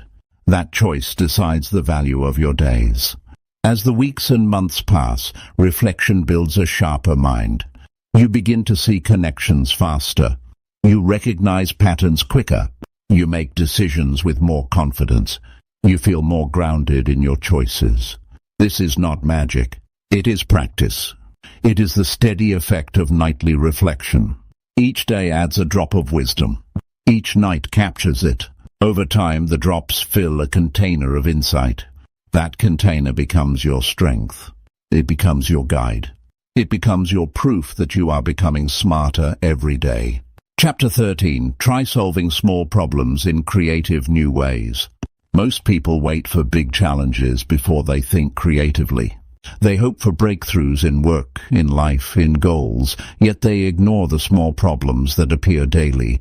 Those small problems seem minor, so they are brushed aside. But in truth, those little challenges are opportunities to practice creativity. They are training grounds for the mind. When you solve small problems in new ways, you sharpen your thinking. You build the habit of looking beyond the obvious. And that habit prepares you for the larger challenges ahead. Every day brings small problems. The computer runs slow. The schedule feels tight. The kitchen is cluttered. The conversation with a friend is misunderstood. These moments seem ordinary, but each one carries a chance to stretch the mind. Most people repeat the same reaction each time. They complain. They ignore it. They do the minimum to get past it. They miss the chance to think differently. But when you pause and ask, how else can I solve this, you step into creativity. That question opens possibilities. It makes you smarter because it makes you see more than one answer. Creativity is not a gift for a few. It is a skill for anyone willing to practice. And practice begins with the simple problems in front of you. You do not need to design inventions or write masterpieces. You need only to look at daily challenges with fresh eyes. Instead of following habit, you test a new way. Instead of copying others, you create your own approach. These experiments may be small, but they build a powerful muscle. Over time, your brain learns to search for better answers in everything you do. Think about the difference between a mind that accepts and a mind that questions. When a problem appears, one person says, "That is just how it is." Another says, "What if I tried this instead?" The first mind stops. The second mind grows. Over time, the gap between them becomes wide. One stays stuck, repeating old patterns. The other keeps moving, discovering new ways. Creativity is not a single moment of genius. It is the steady habit of asking, is there another way? Small problems are perfect for this because the risk is low. If your experiment fails, the cost is little. You can try again. This freedom encourages bold thinking. You can rearrange your schedule in a new way. You can test a different way to cook a meal. You can change how you organize your workspace. You can try new approaches in conversations. Each small effort sharpens your brain. It builds confidence. It teaches flexibility. Later, when larger problems arrive, your mind is ready. You have already trained it to think creatively under smaller pressure. One powerful way to start is to frame problems as questions. Instead of saying, "I don't have enough time," ask, "How can I save 15 minutes today?" Instead of saying, "This task is boring," ask, "How can I make this task more engaging?" The brain responds better to questions than complaints. Complaints close the door. Questions open it. This small shift turns a block into a path. It trains your mind to search for answers where before it saw none. Creativity also grows when you combine ideas. A small problem may need more than one approach. For example, if you struggle to remember tasks, you might combine writing lists with using reminders on your phone. If you want to save money on food, you might combine cooking at home with planning meals ahead. These combinations are creative solutions. They mix existing tools in new ways. Creativity is not always about inventing something new. It is often about seeing new connections between what already exists. Another key is to give yourself permission to fail. Many people avoid creative solutions because they fear wasting time. They fear looking foolish. But small problems are the perfect place to fail safely. If your idea does not work, you learn. That learning makes you stronger for the next attempt. Creativity grows in freedom, not in fear. Allow yourself to test. Allow yourself to explore. Allow yourself to adjust. Failure is not wasted effort. It is feedback. It tells you what does not work so you can find what does. You will also notice that solving problems creatively makes life more enjoyable. Routine can feel dull. Repetition can drain energy. But when you try new approaches, even simple tasks feel alive. Cooking becomes fun when you try a new recipe. Work feels fresh when you change how you approach it. Conversations feel deeper when you ask new kinds of questions. Creativity brings energy because it brings novelty. It keeps your mind awake. It keeps your spirit engaged. The practice of solving small problems in new ways also increases resilience. Life is unpredictable. Plans fail. Obstacles appear. If you are rigid, you break under pressure. If you are flexible, you adapt. Creative problem-solving builds that flexibility. It trains you to look for options instead of walls. It makes you calmer in the face of change. You stop fearing the unexpected because you trust your ability to find solutions. Resilience is not built in theory. It is built in practice. And small daily challenges provide that practice. To make this habit part of your life, you must slow down. Most people rush through problems. They want the fastest fix. They grab the first answer. But growth requires patience. When a small problem appears, pause. Ask yourself if there is another way. Take a moment to think. Explore one or two ideas. Even if you return to the usual solution, the act of questioning keeps your mind active. That pause is the training. That pause is what sharpens you. It also helps to keep a record of your creative solutions. Write them in a notebook. Each time you try a new approach, record it. Over time, you will build a collection of ideas. This record proves your creativity. It inspires more experiments. It shows you patterns in how you solve problems. It becomes a personal guide you can use when facing bigger challenges. Writing not only captures your progress, it also encourages you to keep practicing. Creativity in small problems can even inspire others. When people see you approach life differently, they notice. They become curious. They may adopt your methods. They may share their own. This exchange of ideas creates a culture of creativity. It makes relationships richer. It makes workplaces more effective. Creativity is contagious. When you practice it daily, you spread it to others. Together you all grow smarter. Remember, small problems are not obstacles. They are invitations. They ask you to think, to test, to stretch. They are the classroom of creativity. If you treat them as burdens, you miss the chance. If you treat them as opportunities, you build a sharper mind. Every day you face dozens of such chances. Do not let them pass. Pause. Question. Try. Learn. Repeat. That is how creativity grows. That is how you train your brain to solve not only small problems, but also the great ones to come. Chapter 14. Practice gratitude to keep your mind positive. Many people live their days chasing what they do not yet have. They focus on what is missing, what is late, what is wrong. They compare themselves to others. They measure their life against impossible standards. This constant focus on lack fills the mind with stress, envy, and frustration. It weakens motivation. It steals joy. The truth is, no one can live positively while feeding their mind only with what is missing. If you want a positive mind, you must practice gratitude. Gratitude is the simple act of noticing and appreciating what is already here. It is small, but it changes everything. Gratitude shifts the focus. Instead of staring at problems, you look at progress. Instead of envying others, you value your own path. Instead of carrying frustration, you carry appreciation. This does not mean you ignore challenges. It means you balance them with awareness of what is good. Life is never only difficulty.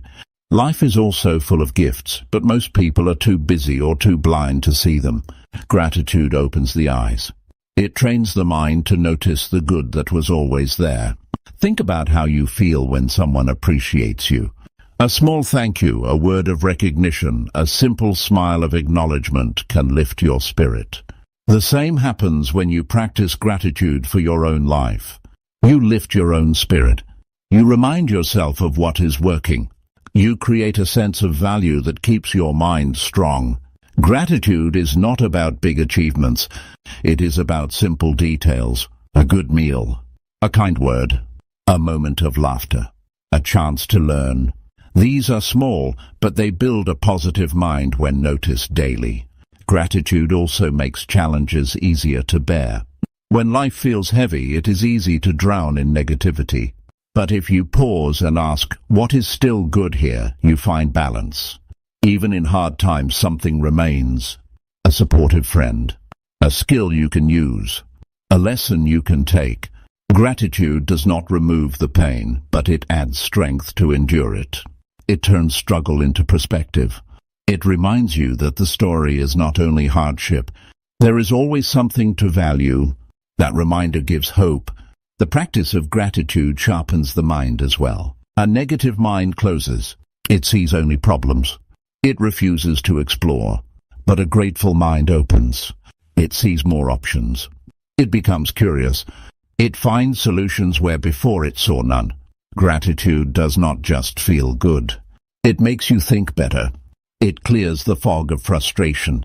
It frees energy for focus and learning. This is why gratitude is essential if you want to become smarter every day. A positive mind is a sharper mind. To build this practice, you must make it daily. Gratitude cannot be left to chance. It must be trained like any other habit. One simple way is to write 3 things you are grateful for each night. They do not need to be big. They can be as simple as a good conversation, a lesson learned, or a task completed. The act of writing forces clarity. It captures the moment. Over time, you create a record of positivity. On difficult days, you can read back and remind yourself of what is still good. You can also practice gratitude in the morning.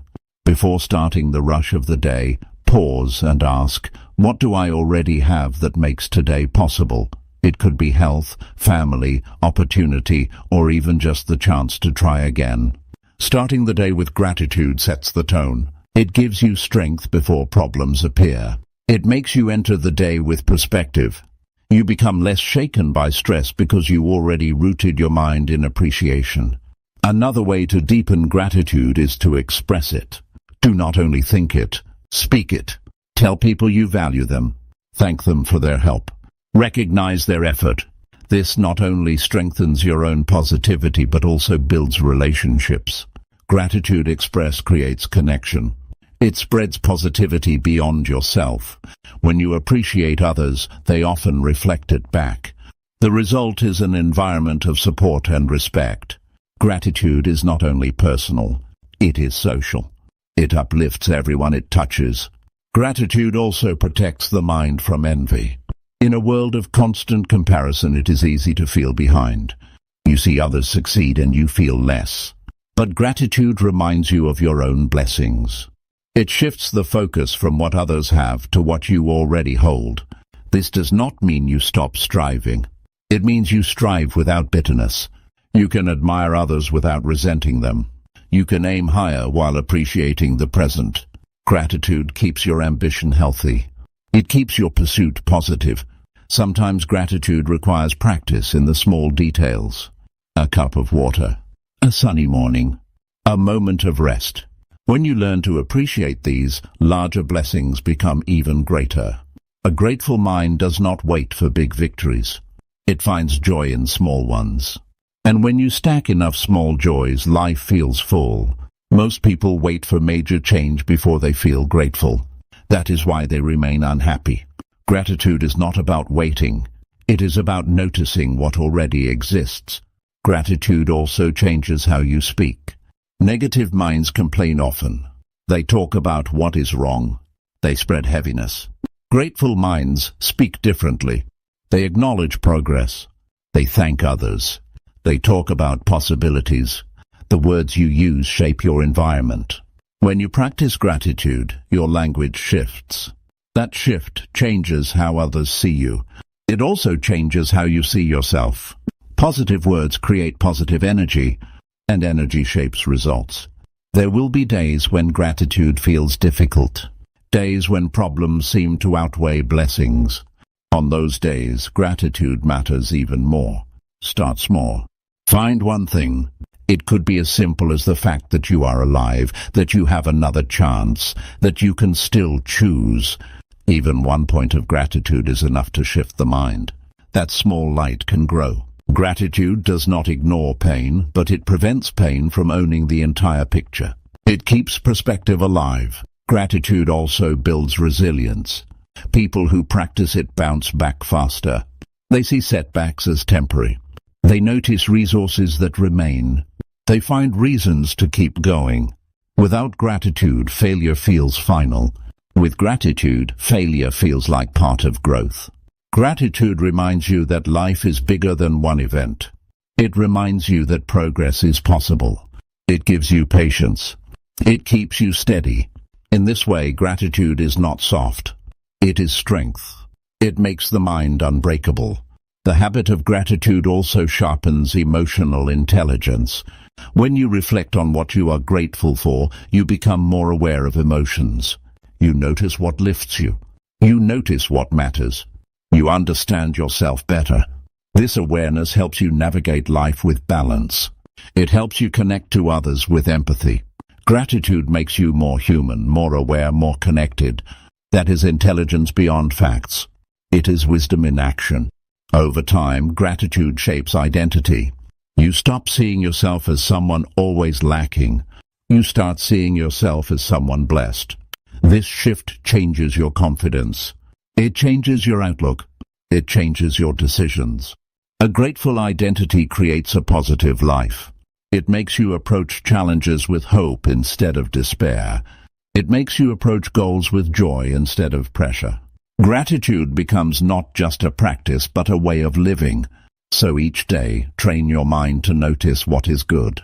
Write it. Speak it. Live it. Do not let small blessings pass unseen.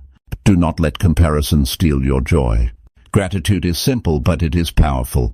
It keeps your mind positive. It keeps your spirit strong. It makes you smarter, calmer, and more resilient. The world may give you problems, but gratitude gives you perspective. And with perspective, you can face anything. Chapter 15. Take short breaks to refresh your mental energy. One of the greatest struggles people face today is mental fatigue. They push themselves for hours without pause. They sit at a desk, staring at a screen, trying to force focus. The longer they push, the more their mind slows down. Ideas fade. Memory weakens. Mistakes increase. Yet they believe working longer equals working better. The truth is, the brain is not a machine that can run endlessly. It needs breaks. It needs rest. It needs time to recharge. If you want to keep your mind sharp, you must practice taking short breaks to refresh your mental energy. Think about how your body feels after holding something heavy for too long. At first it is easy, but as time passes, the weight feels greater. Muscles weaken. Hands tremble. The same happens with the brain. At the start of a task, focus feels strong, but as time passes, it weakens. Distractions grow louder. Errors creep in. A short break is like setting down the weight for a moment. It does not mean quitting. It means regaining strength so you can lift again. Breaks are not wasted time. They are investments. They restore energy so that the next period of focus is sharper. They improve memory because the brain processes information better after a pause. They reduce stress because the mind has a chance to breathe. They improve creativity because stepping away allows new connections to form. Many great insights come not while forcing work, but while walking, stretching, or resting briefly. The brain works best when given cycles of focus and recovery. The challenge is that most people ignore signals of fatigue. They feel their focus drop, but they push harder. They tell themselves they must finish. They drink more coffee. They scroll for a moment but call it a break. Scrolling is not a break. It is another form of stimulation. A real break is restful. It gives the brain quiet. It gives the body movement. It gives the mind space. To refresh energy, you must choose the right kind of pause. Short breaks can be simple. Stand up and walk for a few minutes. Stretch your arms and legs. Step outside and breathe fresh air. Drink water slowly. Close your eyes and rest in silence. Write a quick reflection in a notebook. These small actions reset the brain. They may take only 5 minutes, but their effect is powerful. After such a break, you return with clearer focus, stronger energy, and better mood. Work feels easier because your mind has been refreshed. Structure makes breaks more effective. If you wait until exhaustion, the damage is already done. Instead, schedule short breaks before you feel drained. Work in focused blocks, then pause. For example, 25 minutes of focus followed by 5 minutes of rest. Or 50 minutes of focus followed by 10 minutes of movement. These rhythms keep your brain fresh. They prevent fatigue instead of trying to cure it later. Preventing tiredness is smarter than fighting it. Some people resist breaks because they fear losing time. But the truth is, tired work wastes more time than breaks ever do. A tired mind works slower. It repeats mistakes. It forgets details. What should take 1 hour ends up taking 2. With breaks, 1 hour stays sharp and efficient. The time you spend resting pays itself back in higher quality and speed. Breaks are not stealing from your productivity. They are fueling it. Another benefit of breaks is improved mood. Long hours of work without pause make people irritable. Patience wears thin. Small problems feel large. But short breaks calm the mind. They restore balance. They give space to release tension. A calmer mind makes better decisions. It treats others with more kindness. It handles challenges with more strength. Productivity without positivity is dangerous. Breaks protect both. Breaks also improve creativity. When you focus too hard on a problem, your thinking narrows. You circle the same path again and again. Stepping away opens new angles. The subconscious continues working while you rest. That is why ideas often appear during a walk, a shower, or while lying down. The brain connects dots in the background. Breaks give it the freedom to do so. If you want creative solutions, you must give your mind time away from constant pressure. Not all breaks are equal. Some drain more than they restore. Checking social media floods the brain with noise. Watching endless videos overstimulates instead of refreshing. These activities feel like rest, but they add clutter. A true break is simple and calming. It lowers stimulation instead of raising it. Walking, stretching, breathing, or listening to soft music are better choices. The goal is not to distract the brain, but to refresh it. Choose breaks that give peace, not noise. You can also use breaks to connect with others. A short chat with a colleague, a call to a friend, or a laugh with family can recharge energy. Human connection reduces stress. It reminds you of meaning beyond tasks. It fills the heart as well as the mind. These small moments of connection strengthen relationships while refreshing energy. But keep them short and genuine. The purpose is renewal, not escape. Breaks also help with long-term health. Constant strain without rest increases stress hormones. It harms the body as well as the brain. Over time, it leads to burnout, anxiety, and even physical illness. Breaks reduce this risk. They release tension before it builds too high. They give the nervous system a chance to reset. They protect you from the hidden cost of non-stop pressure. Taking breaks daily is not only about mental energy. It is about protecting your health for years to come. Discipline is needed to use breaks wisely. It is easy to stretch 5 minutes into 30. It is easy to confuse rest with procrastination. Breaks must have boundaries. Set a timer if needed. Be intentional about how you pause. Know when you will return. A break with structure refreshes. A break without structure delays. Discipline turns pauses into power. Without discipline, pauses become avoidance. The difference decides whether you grow or drift. To make this practice part of life, start small. Add one short break to your morning. Step outside. Breathe. Stretch. Notice how it feels when you return to work. Add another in the afternoon. Repeat daily. Soon, you will notice the difference. Your focus lasts longer. Your energy feels steadier. Your work improves. You begin to respect breaks not as wasted time, but as a tool. They become part of your rhythm. They become part of your strength. Over time, you will learn what kinds of breaks refresh you most. Some people need movement. Some need silence. Some need fresh air. Some need a moment of laughter. Pay attention to what restores you best. Use that knowledge. Build your own pattern. The practice is personal, but the principle is universal. The brain cannot run endlessly. It needs rest. The smarter you are, the more you respect that truth. So take short breaks. Take them daily. Take them with purpose. Use them to refresh your mind, restore your energy, and renew your spirit. Do not wait until exhaustion forces you. Choose them before exhaustion arrives. That choice will keep your brain sharp, your focus strong, and your energy alive.